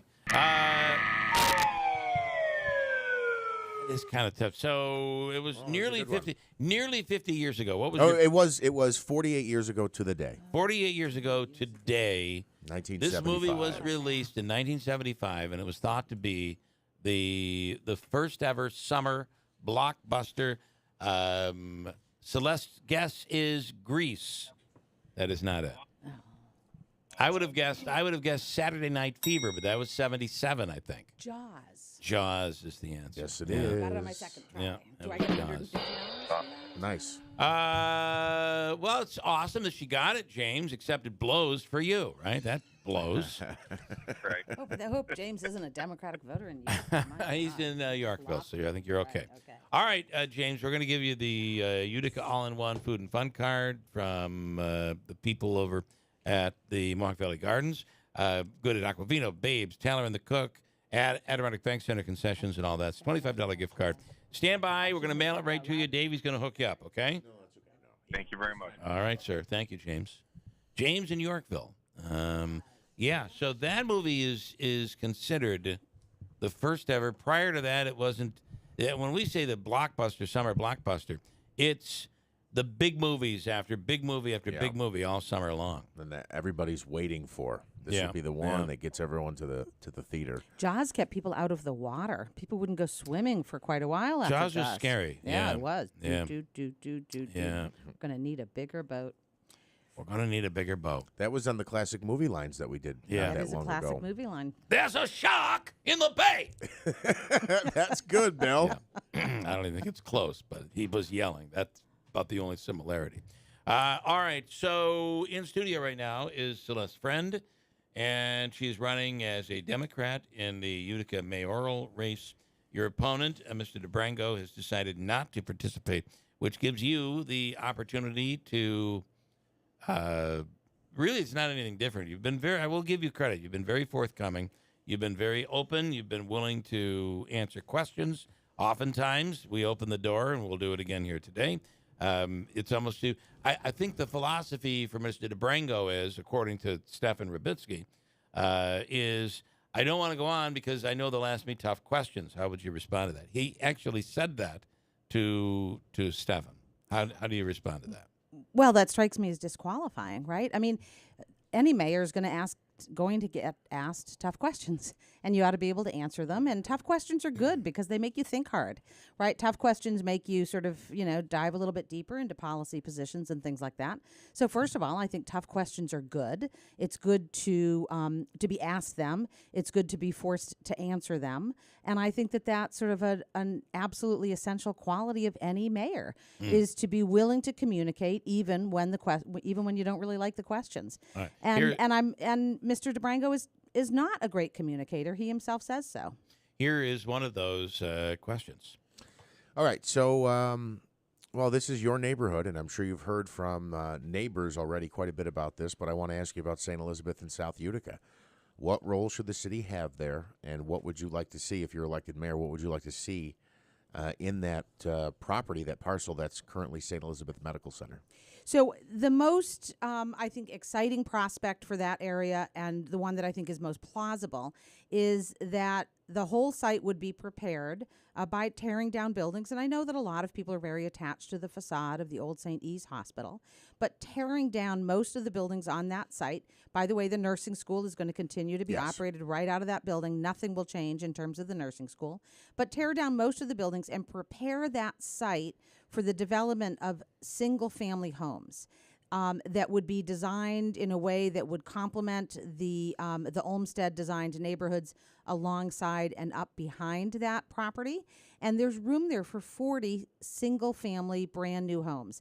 And that's a once-in-a-lifetime opportunity to expand our housing stock of that sort. So when else are we ever going to get an opportunity to do that? Now, what that means is that lots of partners are going to have to collaborate. We're going to need the city, obviously, but also MVHS, also the county, also the state, and maybe even get the federal government to kick in some funds. Because what it'll mean is, so tearing down that old property, which is itself very expensive to tear down old buildings and dispose of all that material, but then to develop it with the infrastructure. So to build roads, to put in a storm drain system, to provide electricity, all of that. So, and we would have to sort of collectively collaborate with all those different bodies to fund the preparation of the site in order to make it attractive enough to a developer who would then, a private developer who would come in, build a whole bunch of beautiful single-family homes, and that would just be perfect. And the timing for that is perfect because with things like Wolfspeed and Cree coming in, we are going to, and Micron, we're going to need those single-family homes for young professional families. Would you, if mayor, would you recommend that the city plays a big role on the requirements, the specs, because you could build new homes that could look like a fish out of water. Mm-hmm. Wouldn't you want to build homes that fit the neighborhood? Right. So I would want the Scenic and Historic Commission involved in that. That is within the Scenic and Historic District. So I would want them to be playing a real heavy role in advising about what those homes look like and what that neighborhood looks like. If you can picture where that is, it's alongside Ballantine Bray and just a little bit down from Douglas Crescent. And those are all Olmsted-designed neighborhoods, and we ought to preserve, and this is an opportunity to expand the look of that neighborhood. Okay, Manaski. Speaking of the look of the neighborhood, do you get criticized and questioned, and I guess those who may have a lingering question about what your role was.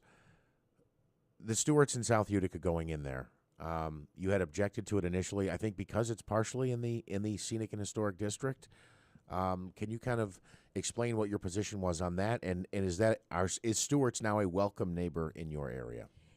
Look, they're a neighbor whether we welcome them or not, so we might as well welcome them, right? First of all, most of the people who weighed in on that, the people in South Utica, didn't want it. There was not unanimity about that. Not everybody agreed. A lot of people thought, oh, great, ice cream. Like, people genuinely thought that would be a good thing. But in order to put that Stewart's in that specific spot, the only way that Stewart's wanted to do it was to create a corner retail, and that makes all the sense in the world from their point of view. If you're a gas station and a small convenience store, you want the corner, not just because, one argument is they wanted egresses on both sides of that corner so that big gasoline trucks could get in and out. Okay, fine. They also want, let's be clear, that from a retail point of view, you want as much frontage as possible so that people see you clearly in both directions. And that's what they wanted. And in order to create that, they had to take down some large, mature shade trees, and they had to knock down a perfectly good house. And that has radically changed the nature of that neighborhood. I objected to it. Scenic and Historic Commission rejected the plans, but they were overridden by the Planning Board. And so that everybody is clear, Scenic and Historic is a commission, and the Planning Board is a board, and they are imbued and invested by the state with more authority. So the Planning Board was well within their rights to override the advice of the Scenic and Historic Commission. But as and I like Stewart's. They're a good company. They're good to their employees. I love having new businesses in Utica. I would have liked to seen them somewhere else. When I drive south on that stretch of Genesee Street, it's really, really changed that stretch of Genesee Street into a considerably more commercial stretch. And that's the foyer of Utica. That's our beautiful historic corridor. And I still don't like it. But of course, they're welcome. They're here. We're all gonna want everyone who is in the city to succeed, right? So it's similar to how I feel about the hospital, the new Wynn Hospital. The people who really didn't want it, I would like them all to get on board and hope to heck that it succeeds. Because if you don't want the hospitals to succeed, then you don't want Utica to succeed. Is the No Hospital Downtown sign still up? It is. It's still over there. It is, and I think that's unfortunate. When does that come down? Good question. Because I have to say, we had people in town who had not seen downtown, and they're like, what is that? What is that No Hospital Downtown thing? Right. And I then began to explain, well, it was a civil war here for a little while. And I worry that there are people out there hoping that the hospital doesn't succeed just so that they get to say, see, we were right. And that ends up being about them and not about the rest of us. So I don't know how a hospital, and I'm not picking on something you're saying here, but it's the only other place to go. The other ones will be closed. It has to succeed, right? Because where else do you go? So I always find it funny because to me it's a snapshot of where we were in time. Whether you go 10 years, 50 years from now, and you see pictures of downtown, and you see that, and you go, obviously by then the hospital will be well ingrained in our downtown area, and I just think it's interesting that that's like a little snapshot in time. Mm-hmm. Now I don't think he's taking it off. He might be leaving it up there intentionally because he knows that it rubs some people the wrong way. I guess, probably.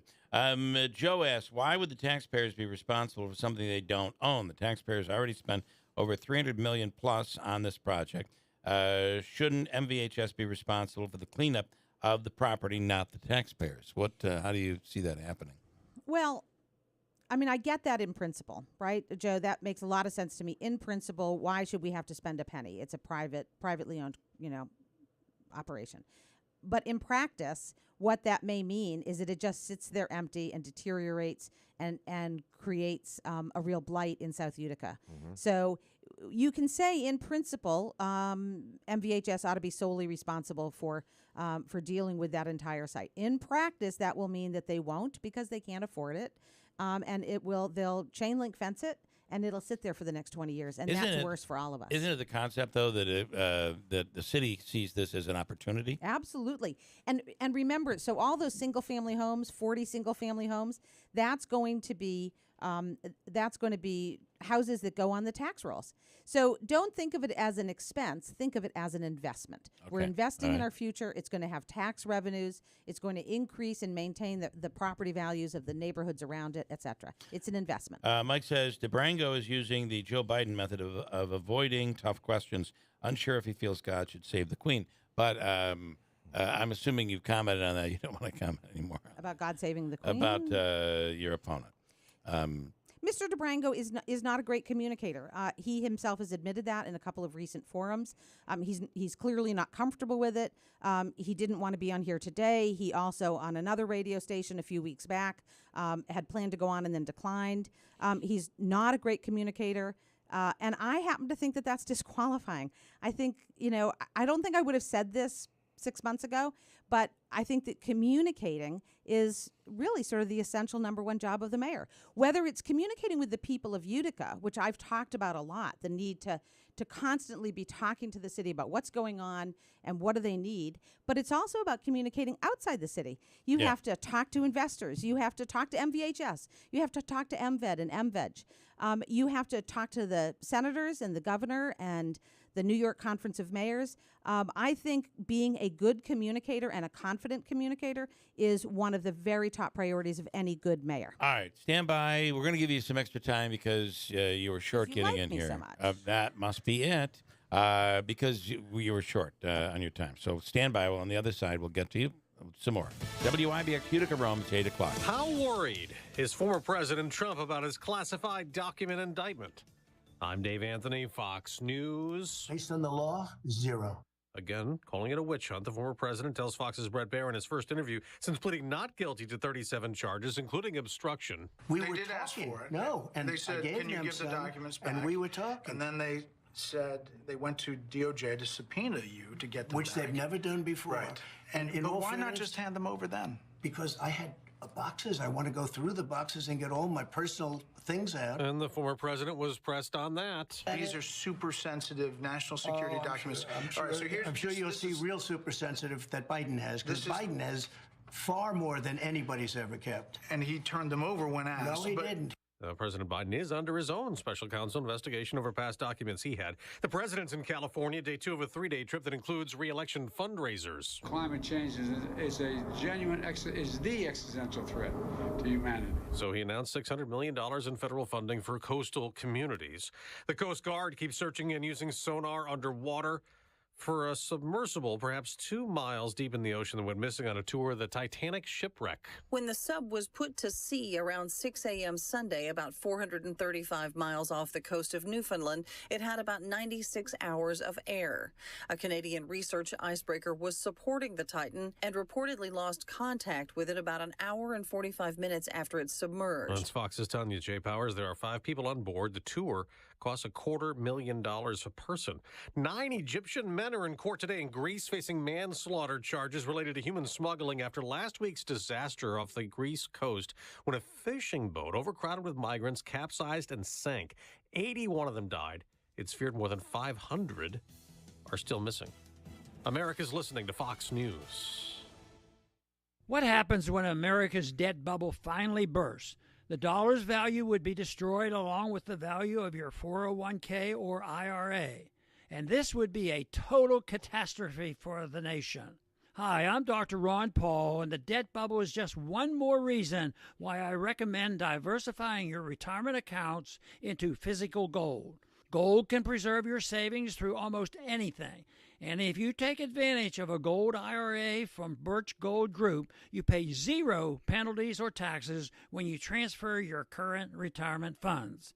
To learn more, text the word PROTECT to 989898, and my friends at Birch Gold Group will send you a free info kit on gold IRAs. Birch Gold is the only gold IRA company I trust, so text PROTECT to 989898 to request your free kit on gold IRAs right now. We have a couple of clouds, but otherwise clear skies, 61 degrees. WIBX News Time is 8:03. This news update is brought to you by the greatest super weekend sale ever at Mike Carl's. Find prices slashed like never before. queen mattresses from $199 only at My Carl's in the New Hartford Shopping Center and Destiny USA. We are continuing with some questions for Utica mayoral candidate Celeste Friend. We were hoping to get both candidates on the program this morning. However, the endorsed Democrat in the race, Frank DeBrango, declining this morning, so we'll give Celeste a few more questions and a few coming from you via the WIBX 950 app in just 1 minute. The members of the State Assembly are going to be back at the state capitol today for a special session. Lawmakers say they're voting on bills that they did not get to decide on before this year's legislative session ended earlier this month. Among the measures they might take up, a proposal to establish the statewide regulation of short-term rentals and a bill that would provide early parole for some incarcerated individuals who are 55 and older. The Senate is not expected to return in session until January. New information released on an officer-involved shooting in New York State. It happened on Friday in Schenectady County. State police say the driver of a vehicle that was pulled over on I-88 in Duanesburg is identified as 30-year-old Alicia Ariol. After the vehicle was stopped, her passenger, 32-year-old Nelson Troche, allegedly opened fire, police say, causing a bullet to hit Trooper Richard Albert. Ariol is charged with robbery. Police say she and Troche allegedly tried to steal a pickup truck after the shooting. Troche later died of a self-inflicted gunshot wound. Trooper Albert has been treated and released from an upstate hospital. We will continue with our questions here for Celeste, in case you were checking in and had a chance to win the Powerball jackpot last night. We did not win. Did we even get a number, Bill? Did we get any numbers? I have no idea. But we really didn't win. I could look it up here. I want to tell you, we did not win. And not only did we not win, but we did not win anything. I was really kind of daydreaming at one point yesterday afternoon about what I could do with that money and how nice it would be to have millions and millions and millions of dollars, even if we were splitting it 8 ways with 5 listeners and the 3 of us. So I had high hopes. I woke up this morning very disappointed. But there's another big drawing tonight. Mega Millions now at about $300 million. The last time the prize was claimed was back in April. Again, it's $2. The drawing is streamed live online. Remember back in the days when they used to do the drawing right on the television there? Now you got to go online to find it. WIBX News Time is 8:06. Your Weather Center forecast calling for another nice day. Mostly sunny skies today. Bill, a high of 80 degrees. We'll have clear skies through the overnight, a low temp falling back into the mid-50s. Wednesday, now I see a shower here. Now it says there's a chance of showers between noon and 6 p.m., 30 to 40% for much of the day. That is a recent change. Is that what yours says as well? We had a sun globe all day this morning, but that's changed a bit. Wednesday, mostly sunny, a high of 79. Thursday, clouds, 72. Chance of rain showers Friday with a high of 78. WIBX News Time is 8:06. And a quick check here on sports. The Mets picked up a victory last night, 11-1. A little bit of overkill for a team that struggled quite a bit of late. That was the series opener in Houston against the Astros. The Yankees were off last night. They've lost their last 4 games. They'll open a series at home against the Seattle Mariners this evening. The number of teams in the College World Series has been narrowed. Tennessee eliminating 8th seed Stanford last night. The Volunteers fended off elimination to keep their hopes alive for the College World Series championship. On Monday night, last night, Wake Forest, the number 1 seed, rallied from 2 runs down for a 3-2 victory. Action today continues with TCU taking on Oral Roberts and LSU battling Tennessee. James Harden, a free agent, but he wants to stay in Philadelphia. Draymond Green, officially a free agent. Warriors forward declining his player option and will hit the open market when free agency begins on June 30th. The NBA draft is coming up on Thursday night. And whatever. Okay, Devils hired Travis Green as an assistant coach. The Devils making another addition to their coaching staff. New Jersey replacing Andrew Burnett's position with former Canucks head coach Travis Green. Of course, Green was here with the Utica Comets when they were affiliated with the Canucks. The 52-year-old spent 5 seasons in Vancouver. He led the Canucks to within 1 game of the conference finals in the Edmonton bubble back in 2020. Brunette joined the Nashville Predators as their head coach, replacing John Hines. I want to tell you, we'll speak with Celeste Friend just a little bit more coming up in a moment. It's her empty chair debate this morning. Her opponent has decided not to participate. myself? Go ahead. What was that again? Do I have to rebut myself? I when you're believe, in a one-person yeah. debate. I think you could even ask questions of the empty chair. River Hills Properties, the fastest growing real estate company here in this area, and it's all because of a vision that Bill and Robin had some years ago, a little more than a decade ago. They wanted to be different, offer services that others do not offer, and that's changed everything for them. If you're thinking about selling your home, why don't you go with a real estate agency that offers full service from the very start? They learn about your property, understanding that in many cases it's an emotional attachment that you have to your home, especially if you've lived in that home for years. And to tell that story plays a big role in selling the home.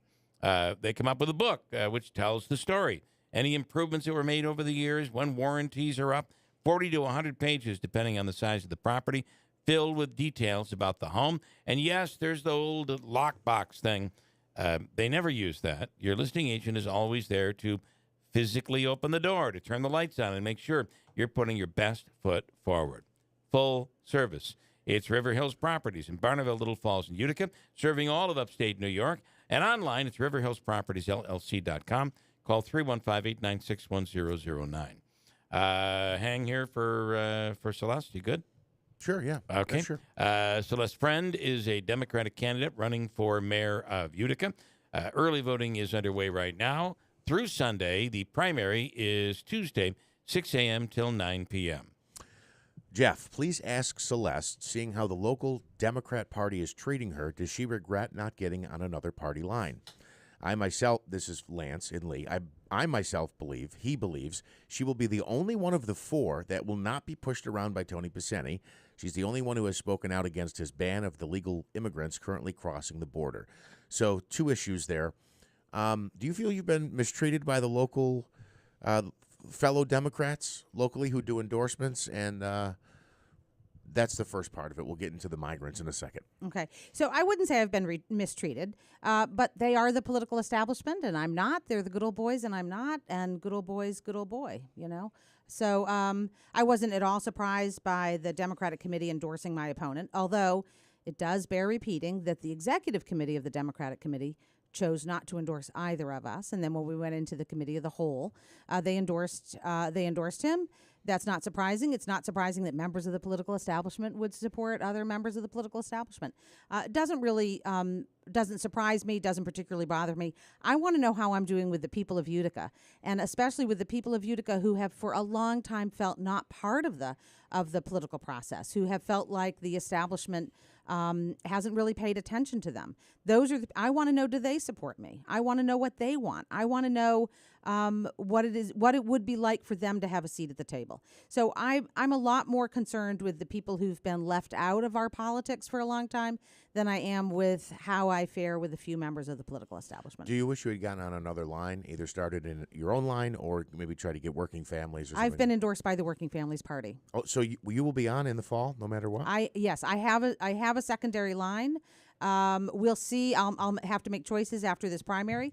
But if I win the Democratic primary, I will be on two lines in the fall. I'm endorsed by the Working Families. I'm endorsed by 1199 SEIU. I'm endorsed by UpPAC, and I'm endorsed by Eleanor's Legacy. So it's. Can I interrupt? Yeah. You had said prior that you would support whoever won the Democratic primary. I have said that in the past. Are you yes. changing your mind on I'm that? not changing my mind, but I have said that in the past. Okay. All right. So that means you would not stay in the race? What I would say now is that I did say that in the past, and now I don't know what I would do. Okay. Because I think I have more information now about who my opponent is and more concerns about who my opponent is and about the ways in which he would govern. And I have concerns about that now that I didn't have 3 months ago when I said Tell that. me about those concerns. Well, I mean, I already mentioned the, communication. It's very clear that he's not comfortable communicating, doesn't like to communicate. He says this himself at public forums. He's not here today. He backed out of another radio appearance.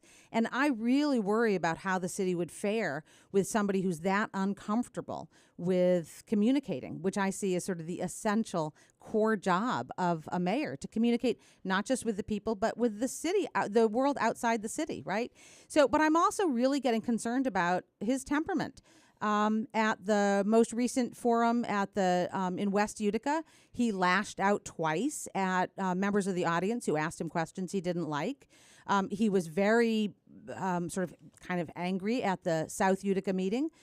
He, not too long ago, went after Katie Aiello on the floor of the council. And, of course, we all remember, or maybe we don't all remember, that in 2019 there was an actual physical altercation between my opponent and another member of the council.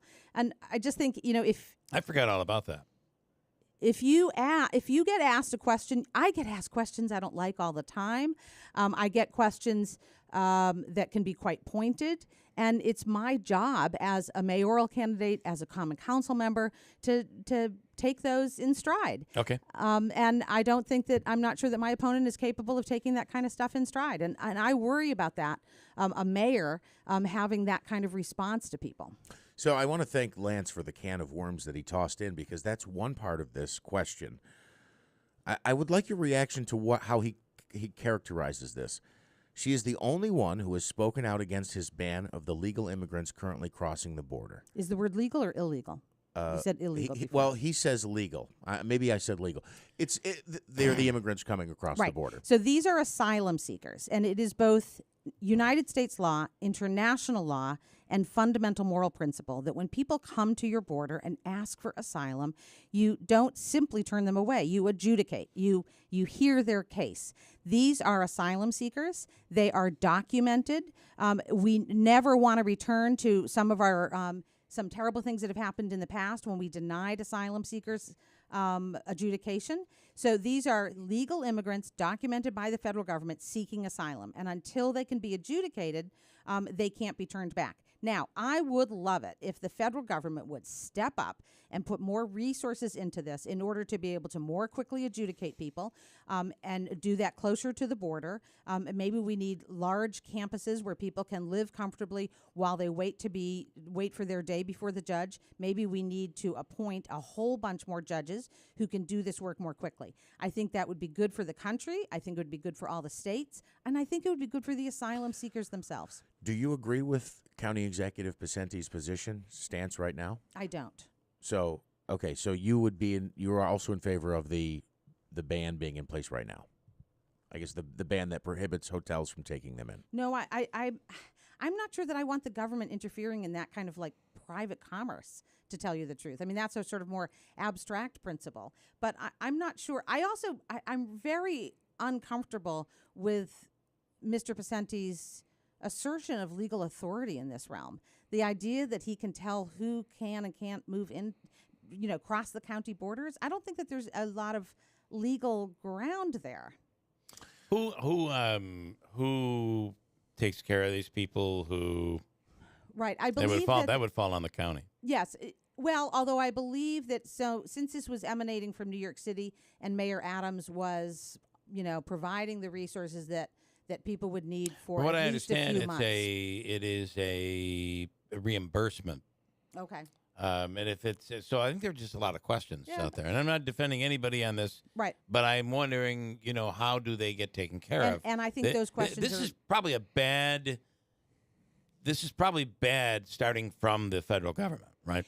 Absolutely. Look, I think most of this falls right back on the federal government. This is states are not charged with the obligation to deal with people crossing international boundaries. That's what we have a federal government for. It's what we pay federal taxes for. They need to be solving this problem and dealing with this problem at the border.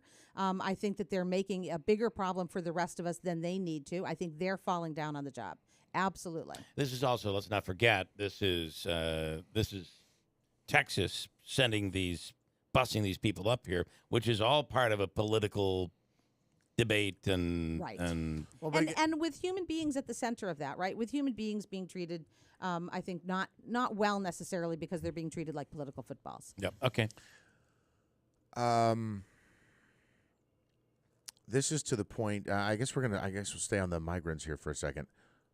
How do you react when you hear the story that, Bill, I think this was happening in Syracuse, where essentially people who were living in motels were being kicked out to make room for migrants. At least that was the story that the Post But, Standard had reported. That story ended up being debunked, wasn't it? No. That was the story of the veteran downstate. There were a couple of other stories where those stories were debunked and kind of blown out of proportion. But there are people this story in Syracuse was real. What basically this was a landlord issue. So the landlord who owned the hotel, a New York City developer who owned that hotel, was able to make much more money with other people. Now, in some cases, there were people who were behind on their rent. In other cases, people that weren't, they were given eviction notices. You have to get out because they were bringing people up, and this was basically a commerce decision. I can make more money bringing these people in than I can keeping you people here. And sadly, that was evicting people in this whole process. Now, a judge stepped in and prevented that from happening. Right.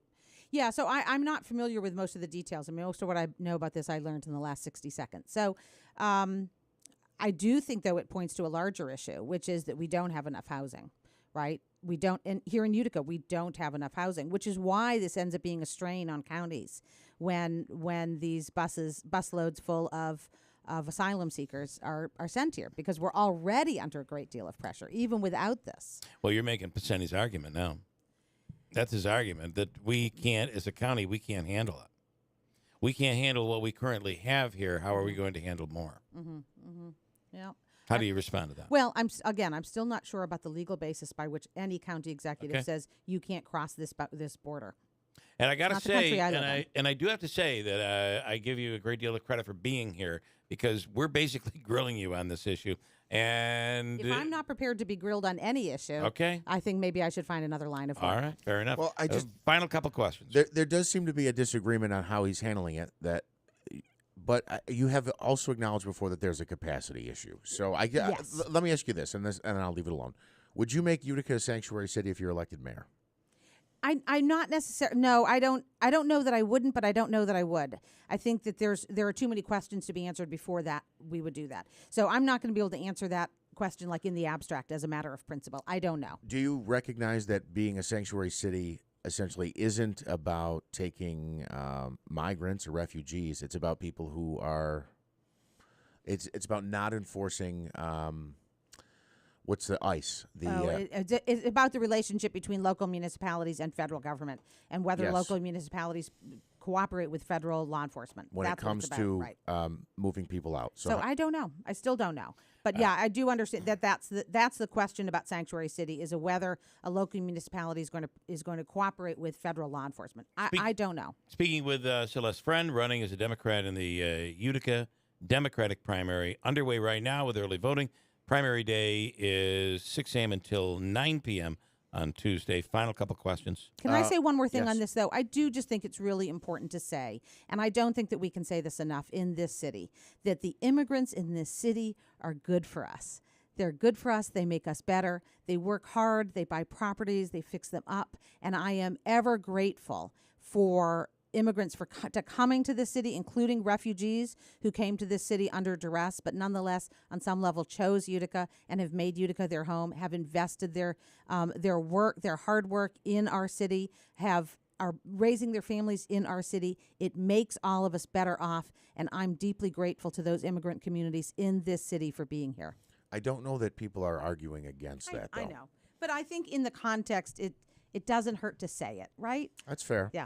Final question. Do you have a final word on this whole Complete Streets debacle that has been happening in Utica? What's your take on all of it? So my general take on that is, let's always listen to the experts who know far more than any part-time council member can know. Let's listen to the State Department of Transportation, which wants complete streets. Let's listen to Linda Luby, the regional director of the DOT, who told us that the new arrangement is safer. Let's listen to our own police department, who reports to us a reduction in the number of traffic accidents. Let's listen to independent engineers who say, ooh, that thing you did, great, right? Let's really listen to the public safety experts when it comes to questions about how to arrange traffic and our streets and all of it. All right. Celeste Friend, thank you for the time and your accessibility. We appreciate it. You're welcome. Thank you. All right. I'm always happy to come on. And if I am lucky enough to be the mayor in a few months, I'll be happy to do this all the time. And win, lose, or draw. I mean, not you know, all the time. I find it interesting. You have a lot of connections with South Utica and people who live there, and with your neighbors, if you will. But I'd love to get your perspective, even if you're not in the race, or if you are in the future. I'd like your perspective on things, and I hope you stay open and come on the show in the future. Absolutely. All I right. always enjoy Thank you. this. Coming up, we'll speak with Father Sean O'Brien, who is going to talk about the Model T. Turns out there's a commonality here between Celeste Friend and Father Sean. Celeste also owns a Model T. They may have. They may have met prior to this, as a matter of In fact. the early 50s, my father completely restored a 1914 Model T open-sided truck, and my family still owns it. My older brother, John, takes care of it. It's in working order. We take it into parades. Model Ts, anybody can fix up a Model T. Like the mechanics of it are very, very simple and straightforward. So my family still owns a completely restored 1914 Model T. Really cool. And like I say, we take it into parades. And what I was telling the father is it's nice because it's a cool old thing, but it's also a connection that my siblings and I have to my father. Very nice. Parades in Utica? No, I'm going to tell you, though, we thought about bringing it. And my siblings and I talked about it and what it would take. Because you wouldn't obviously drive it it's in New Hampshire with my brother. Father Sean drives I'll his go back. all over. But we talked about renting a U-Haul, driving it up into a U-Haul, and it would have been sort of a big deal. But Right. maybe next summer. Next summer. Very good. And, of course, the reason we've had Father come in is to talk about his Model T. John from Bridgewater went fishing the other day in the Sequoia Creek and pulled out a Model T wheel that dates back to the 1920s. Pretty cool. We'll talk to Father Sean about that and other stuff coming up in a few. Listen, if you need a new driveway, a new sidewalk, concrete driveways, it's Brank Construction. B-R-A-N-C-K, Brank Construction. Foundation repairs, old stone walls, old block walls, masonry, concrete, retaining walls. If it's concrete, it's Brank Construction. They'll get the job done right and right on time and under budget. 315-894, we're on budget, under budget, on budget. They'll get it done. 315-894-3481, Brank Construction. Brank Construction, serving all of upstate New York. Hi, this is Rob Hilton of Hilton Estate and Elder Law with important information for families that have disabled children to protect the child and to ensure your future wishes are met. So if you have a disabled child, you need to provide them with what's called a special needs trust. This trust allows them to receive an inheritance from you, but also allows them to keep any governmental benefits that they are receiving. It is critically important that if they have an inheritance coming, that they not lose their benefits. Unmarried couples should be aware of important steps they need to take with their estate planning. If a partner dies and does not leave a will, the surviving partner will not likely receive any of the assets from the deceased partner. This can create a lot of problems in the future and must be resolved utilizing a will or a trust. To find out more about strategies to protect your loved ones through proper estate planning, contact us at Hilton Estate and Elder Law. Call for more information and to schedule an in-person meeting to answer your questions. Hilton, you know the name, they know the law. Hilton Estate and Elder Law. I'm Celeste Friend, and I'm running for mayor of Utica. We need to build a sustainable city that serves us for generations to come. That means mitigating against flooding, planting trees, investing in our infrastructure, and building a livable city for our children and grandchildren. Please, vote for me in this month's Democratic primary. Early voting starts June 17th. Election Day is June 27th. Paid for by the Committee to Elect Celeste Friend. Go green, they say. But how? Start with your biggest investment, your home. Invest in the future with a new water furnace geothermal heating and cooling system by City Suburban. We at City Suburban have converted hundreds of customers to green energy to heat and cool their home. And we can do the same for you. Now is the best time with the New York State Clean Heat Energy Program, where you can save up to $12,000 while funds are available on your water furnace geothermal system, plus a 30% federal tax credit. They say go green. We say go Geo. Hi, this is Chris from City Suburban. There's never been a better time than ever to go green. With the New York State Clean Heat Energy rebates and federal tax credit, you can save thousands on the installation, plus save for years to come on energy costs. And like always, every installation comes with City Suburban's POMG. That's peace of mind guaranteed. Call us today at 853-3899. That's 853-3899. Or visit us at citysuburban.com for more information. In the June primary, Rome Mayor Jackie Izzo was running to keep steady strategic leadership working for Rome.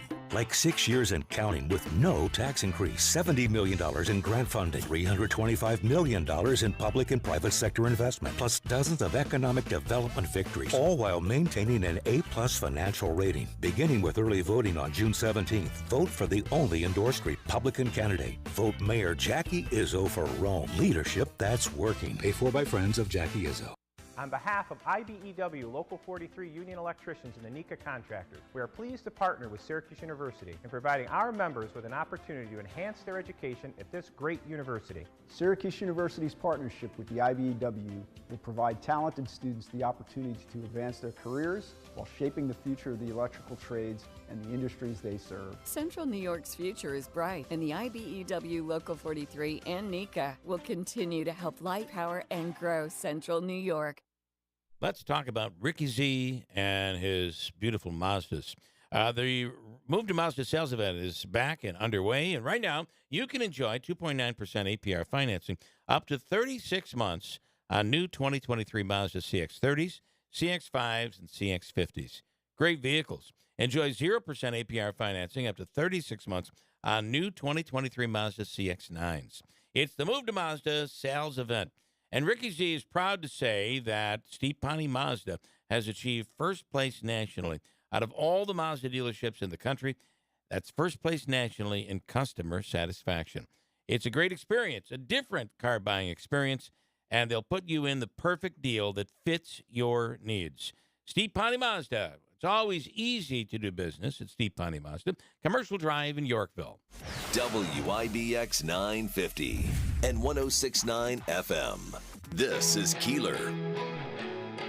And remember, you can win windows. The contest is called Win Keeler's Windows. We had windows installed at our home from New York Sash.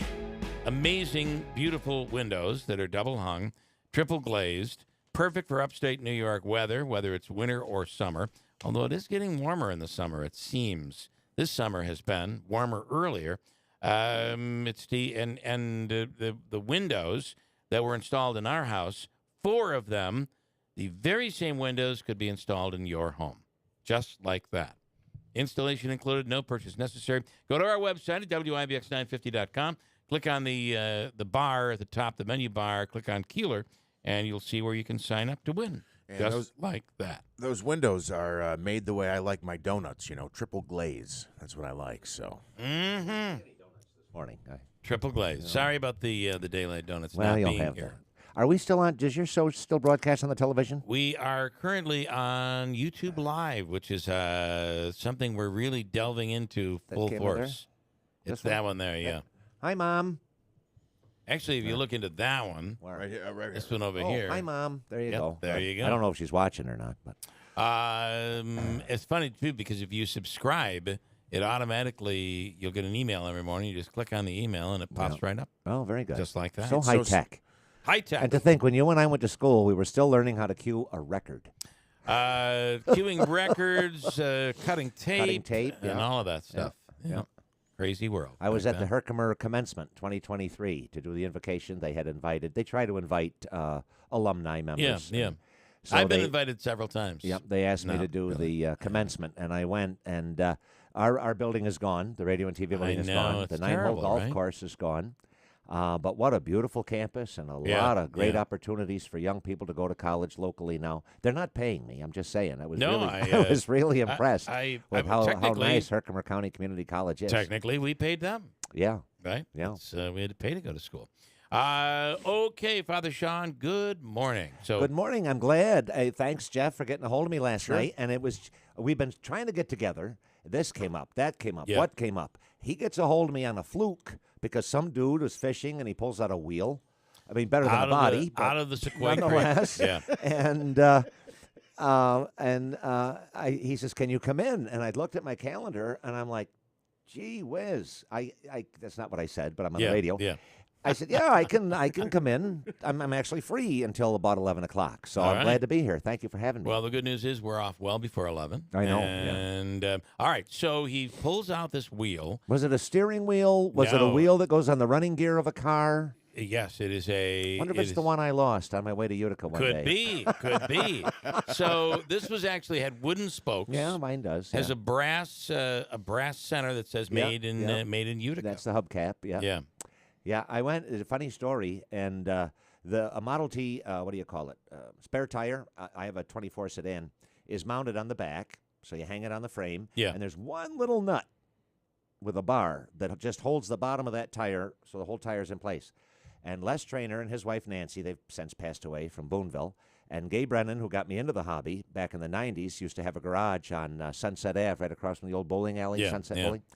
The three of us were headed to Albany, and I hit a bump, and I guess my nuts were loose enough where my spare tire actually bounced off my car and rolled down into the side of the road. Wow. So I look behind me, and I see Les pulled over, and I thought, jeepers, the poor old man must have had problems with his engine. So I pull over, and he says, "Hey, your spare tire." You had no idea it came off. Yeah. No idea. No. That's wild. How long does it take? How fast do you travel? Like 50 miles an hour? In a Model T? Yeah. I had my Model T up to 70 miles an hour once. Wow. I was towing it behind my Dodge Dakota, and it was strapped down on a trailer. Okay. A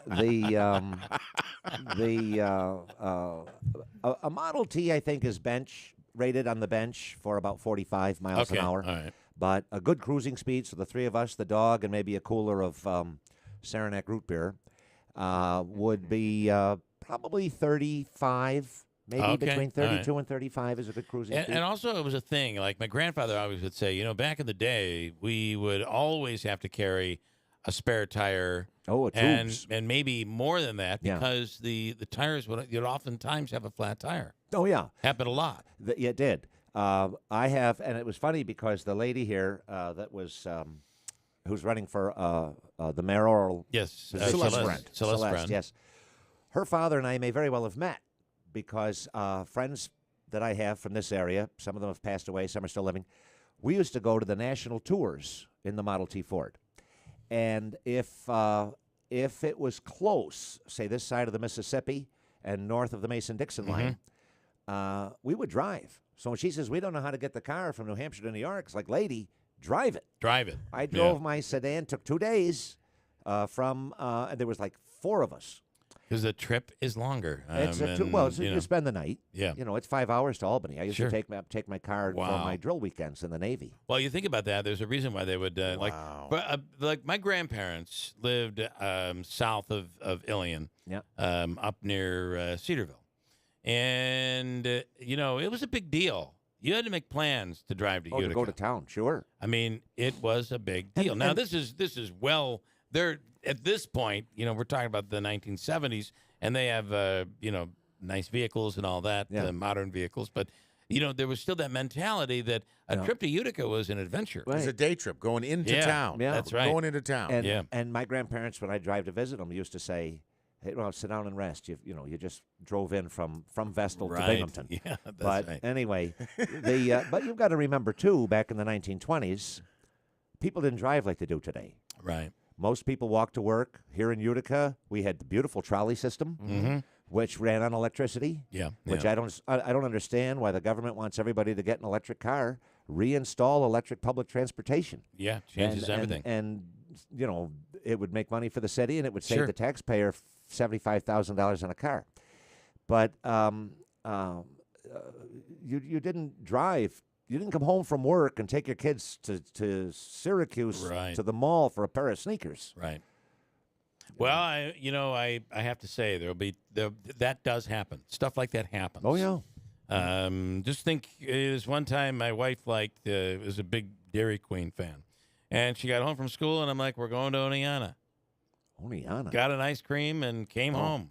Good. Yeah, I'd right. have gone to the grocery store and said, The "Here's your things- box and the- here's a spoon." The things men do to make their woman happy. It's That's terrible. why I'm single. Not good. I never Smart. met a woman that Very deserved to be smart. as happy as I would make her. Yeah. So good to hear you and see you again. Yeah. Hey, I got to It's say, overdue. I heard Joe Lode driving in. What time have we got? Time? Yeah. Yep. I heard Joe Lode talking to you as I Yes. was driving in this morning, and he was talking about going up to White Lake Inn. And if your listeners are looking for a Sunday drive, a place to go, get out of town on a nice afternoon after church, the North Country, I mean, what we have here, she was talking about South Utica, and I lived there for 5 years, a beautiful area. And the surrounding areas that we have here, Yeah. and a nice place to stop and sit on the patio and relax and enjoy good company is certainly the White Lake area. Yeah. Yeah. It's beautiful up there. Oh, absolutely. Yeah, it really is. Now Father Sean is giving plugs. Are you noticing that? I love it. What, you about to read the weather? No, he means you're plugging businesses. Oh, no, that's No, not no, a no. business. That's a friend of mine. But beyond that, Joe had said that he's been ill and he's battling. Yeah. Well, battling and isn't that cancer. the case for all of us? Yeah, You know, I we're managing. He's Yep. he's in the process of battling, and Yeah. hopefully the day will come when he manages, like Yeah. you and I are. Yeah. So It's an that's interesting good. way of putting it. That's absolutely an interesting way of putting it.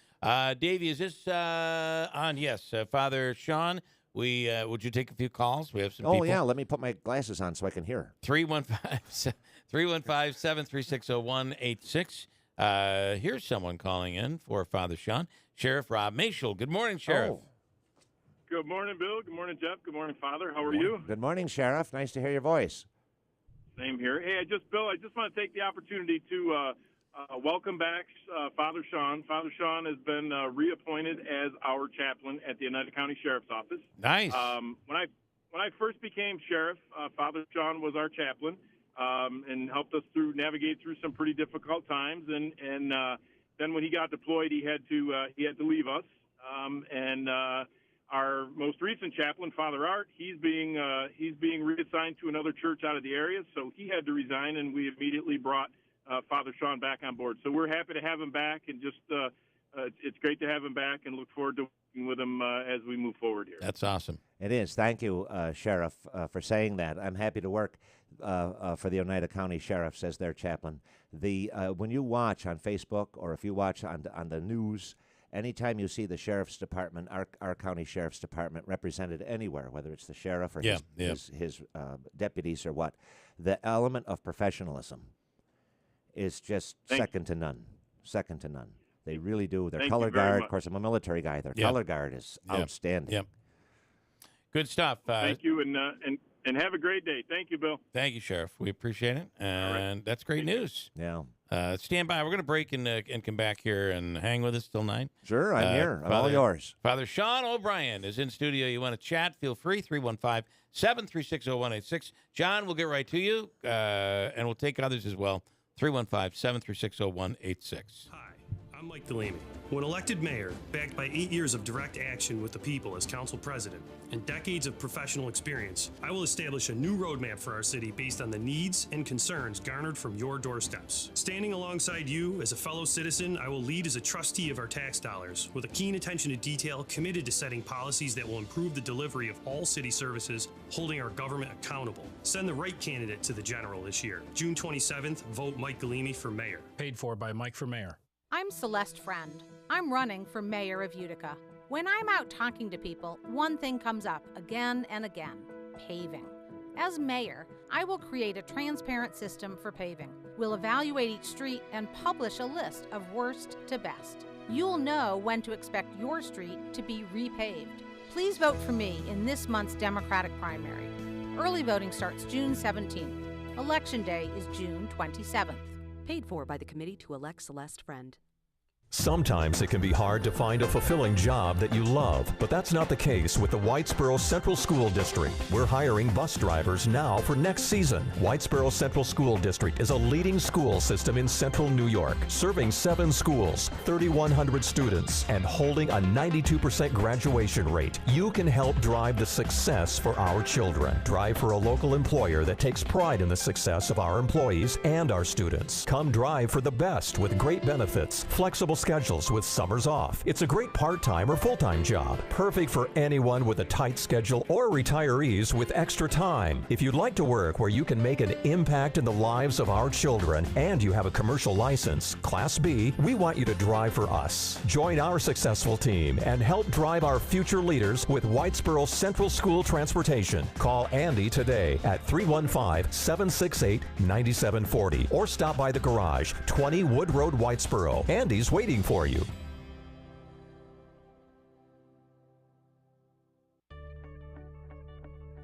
Utica has been my home for the past 63 years. 35 years of business in the private sector and a business owner for 20.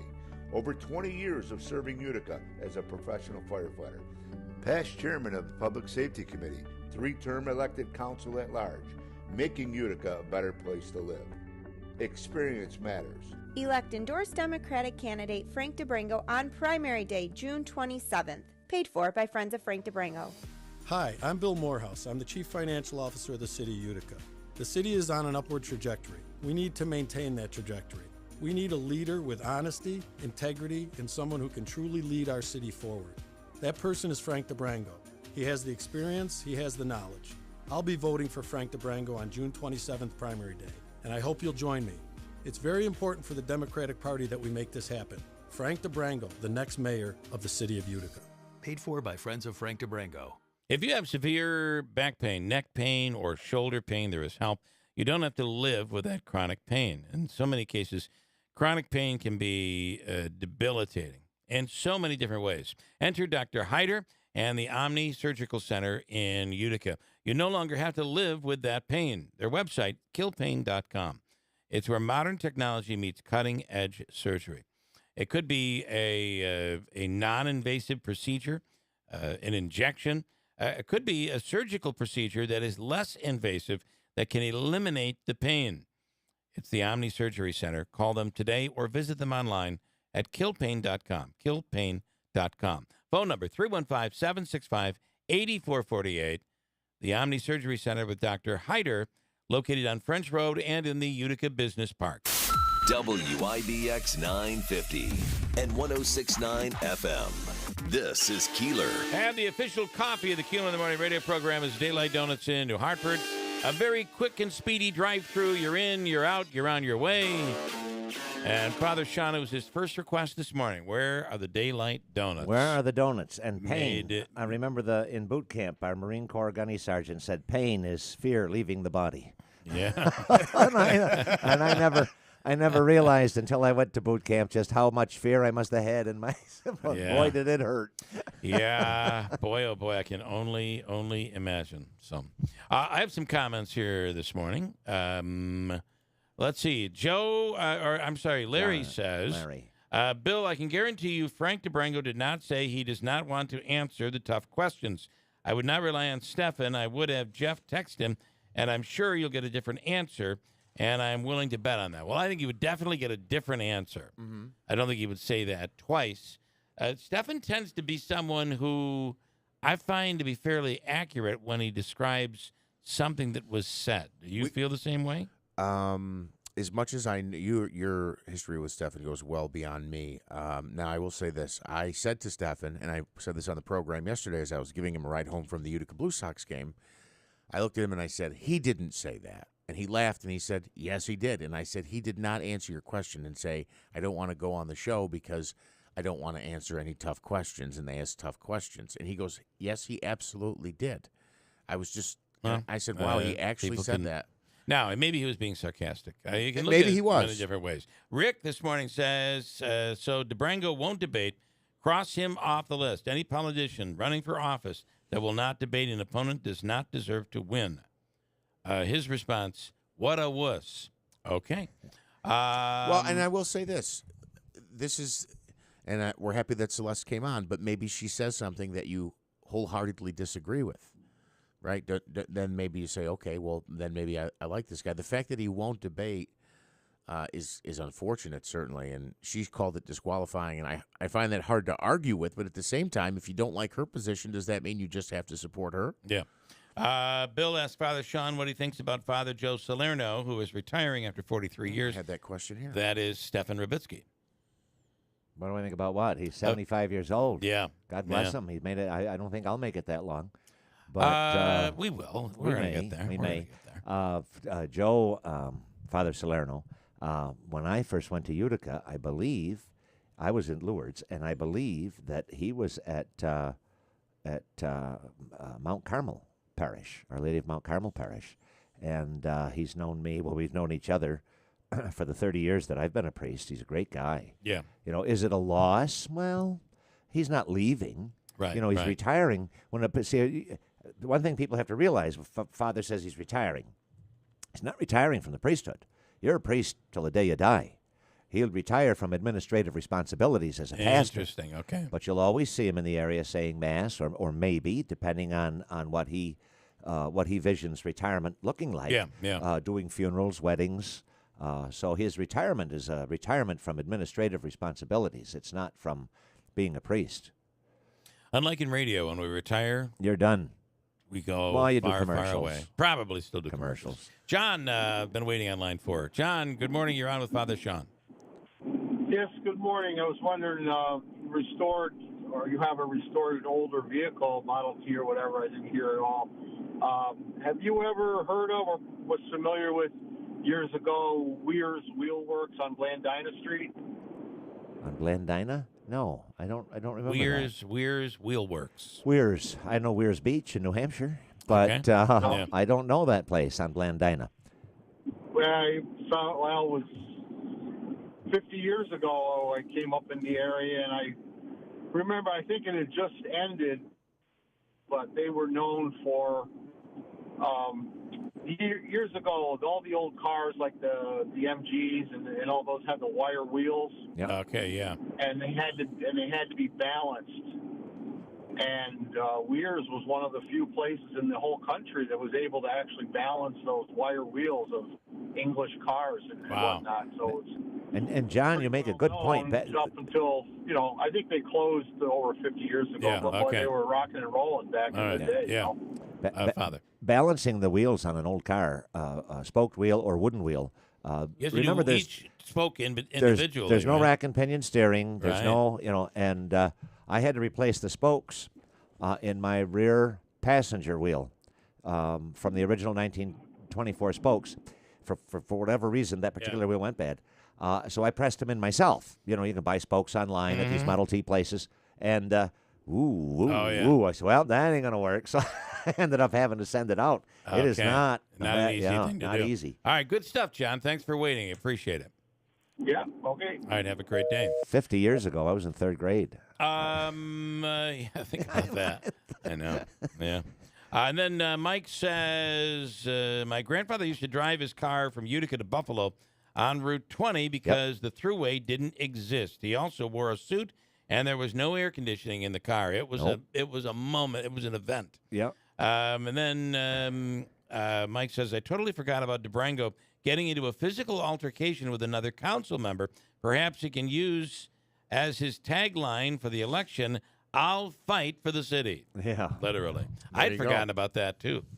Yes, Interesting. that was a couple years ago now. Yeah. But and maybe, and I'm not taking sides. I don't live in the city of Utica. I live in Rome. But whatever this fella's name is that's running against whatever her name is, maybe he needs time to prepare. Maybe he'll debate, but with prepared questions. He might not be a fast thinker. And there's people out there that are, maybe a little more contemplative in how they process information, as opposed to people like you and I who have been trained to think on the fly. Right. I mean, I'm just throwing it out there. The reality is when you're on the air 3 hours a day and you're thinking on the fly, you are going to say something incorrect and wrong. Absolutely. And it'll be taken in the wrong way or what have you through the day. Sure. Whereas you are far more strategic in your words. Oh, me? And far better trained. Well, I don't know. I get some people ask me about some of the homilies, and I'm like, no, that's not what I meant. This is, so everybody thinks it's about them, right? You're speaking to them. Oh, yeah, you have that. We talked about, there was something about the Blessed Mother, and I was saying, that we were talking about the Pietà, and at St. John the Baptist in Rome, they have a beautiful representation. It's a miniature, but man, is it nice of the Pietà. And so we were talking about that, and I said, here she is, holding her only son. And I guess the reference people thought was, well, maybe she had daughters or other kids. And I said, no, not what I meant. Right. Our Protestant brothers and sisters do believe that after Jesus was born, it's possible that Mary and Joseph enjoyed their marital relationship as any married couple would. The Catholic Church doesn't believe that. But people do. They hear something you say, and they run with it. And you're like, yeah, no. Go ahead. Well, I was just going to say, I spent 1 year at Our Lady of Lourdes in the elementary school. That was, I went to St. Agnes, and then many, the only, St. Agnes, Monsignor Willenberg. Yes. Oh, yes. Many of the Catholic schools closed the same year, so there was only Trinity and Lourdes left, and I went to Lourdes. What year was that? That would have been maybe 93, much younger than us. 94. So you were there 94. when I was there. Yes. Oh, that's what I was getting to. Yes. Yep. And I have mentioned before, I just the memories of you were just incredible. You had a way of connecting. You have a way of connecting with everybody, even a 12-year-old kid who's really not that interested in talking to a priest. Yeah. You were the kid that used to start the food fights. No, I ate all the food. No, okay. So I just wanted to mention at He that wouldn't time, waste that food. No, Come on. definitely not. You and Father Salerno were both there at that time, and it was. I'm going to speaking of thinking on your feet, which I'm failing at this morning, a couple of famous duos: Felix and Oscar, Abbott and Costello, Starsky and Hutch, Captain Kirk and Spock. Yeah. Do you identify you and Father Salerno? Do you think any of those team names fit the two of you? Well, we never worked together. See, we that were blows always my mind. We were always stationed in separate parishes. Mm-hmm. Well, and not even at Lourdes, because I would see one day I'd see you, and the next day I'd see him. And 94, 95 maybe. Then the alarm went off because when I was at Lourdes, I was at Lourdes from 93 to 98, and the first pastor there was Monsignor Charlie Sewell, and then he retired from administration and went to the missions, Food for the Poor. He worked for them. Yeah. And who replaced him was Monsignor Bill Donovan. They used to call him the mouth of the Mohawk. That guy could talk. Yeah. He was diagnosed, he was pronounced dead in the emergency room. All right, they brought him back, but he was pronounced dead and he was still talking. Wow. And that's a true story. Yeah. Anyway, he ended up retiring, and then Father Don Carlin came. And I guess he thought that he was the third pastor in a great parish. The only issue would be me, so he had me transferred. No. That's I'm just teasing. So it may have been right after you married my wife and I. Right. It was my turn to rotate, and Bishop Moynihan sent me to Forestport to be the pastor. So Joe Salerno was not the pastor of Our Lady of Lourdes when I went there. I think he followed Father Don Carlin. So I just maybe he would come in and speak with the students frequently at that time at the school, maybe. Sure. Yes, and sure. I remember seeing the two of you often, and it's funny how you remember things that might not be accurate when you're a child. You look at something and you look back. That's not actually the way it was. That was my perception at the time. Can I just say, I was very, very. Father Sean and I went to college together, radio and television at Herkimer. And I was already working in radio at the time, so I was one of those that didn't, class was finished, or maybe it wasn't. I was gone. I wanted to be at the radio station doing stuff. Right. But you were like you were as dynamic as you are today. You were incredibly popular. In college? Oh. For many reasons, academics was not one of them. Well, I will tell you, if you think that Father Sean is popular today, he was just as dynamic in college. I always saw you as you were walking the hallway, and there was always a group with you. I like to entertain. You were definitely. You know who I saw recently was Dr. DiLorenzo. Oh, did you? Who I think the world of. He was our film teacher, I think. He was that film class where you just go to class and watch movies. And watch a movie. That was the best class in the world. Yeah, as opposed to Mr. McNamara's class, which was tough. He was dry. I liked him. I liked him a lot. Was that electronics? And I don't know if he's living or dead now. He taught English. And then Mr. Olenko. Remember him with the New York accent? From him, he was our advertising teacher. Yeah. We had some great teachers. Mr. Sokoloff, and Champeau, David Champeau, Mr. Champeau has passed away. Anyway, and Manaski went through the Herkimer program as well. Yes, I did. Yeah. And so did Davey in the other room. Yeah. And so did Stefan, he's reminding me. Mr. Sokolov he and I hit it off, I think, pretty well, looking back. Yeah. You know, for an 18-year-old kid who's only going to be there for 2 years. Right. He invited me into his home for a Seder meal. He invited me to go to synagogue with him and really opened my eyes to, you hear about the Jewish religion and everything, but you really don't know much about it unless you are. And he really, I always appreciate how nice, they were both, him and David both, were very, very good. But I always appreciated how nice and how welcoming he and his family were to just, some student from Binghamton, New York. Yeah. Right? The only thing with Mr. Sokolov, I never appreciated Broadcast Management Magazine and that quiz that he would give us. Oh, yeah, right. Because it would be so difficult. It'd be like, on page 34, there's an ad that's green. It's about such and such. What is the word at the bottom? It'd be like, listen, I can't remember my first name. That's right. I forgot to put my teeth in When this did morning. you decide, you're in college, we're in radio and television, we're producing, you're performing. When did you decide, I'm going to be a priest? I didn't. I did decide I'm not going into radio. Which was smart. And the reason is because radio has become what it is today. Yeah. When you and I went to school, there was a guy, Dr. Bill. What was his name? Officer Bill. He was not an officer, but that was the name of his program. I think his name was Bill Parker, and he worked at a radio station in Binghamton, New York, growing up. Okay. That's who told us when there was school, when school was canceled. That's who read the school lunch menus. Right? That was morning radio from 6 to 10 or whatever back on AM back in the 70s and 80s. And that's the kind of radio I wanted to get into. Hometown radio. That went away. And as we were in college, we were going away from records to, they didn't call it streaming then, but you would buy into some franchise and play what they did. Automated. Everything was your playlist. You didn't pick the songs. It was computerized. You can come in here Friday afternoon and record a 3-hour or 4-hour Sunday program in 45 minutes because the computer just says public service announcement. You read Correct. it. It does the editing. I didn't want matches that. it up to the and that's the beauty of why I love this program. Right. Because it is a bit of the old It's fashioned. still live, Yeah, it's still live. And WBRV, WLLG out of the North Country. I hate to do this. I'm going to cut you short because we're coming up in 15 seconds. Bye-bye. On just as I was telling you, we have the freedom here. Yes. I have a hard news coming up in 10 seconds. McLaughlin report. Bye-bye. Great stuff. A lot of political candidates. I feel spiritually cleansed. Thank you. Father Sean, thank you. WIBX Utica Rome. It is 9 o'clock. Is it floating on the ocean's surface or stuck 2 miles deep underwater?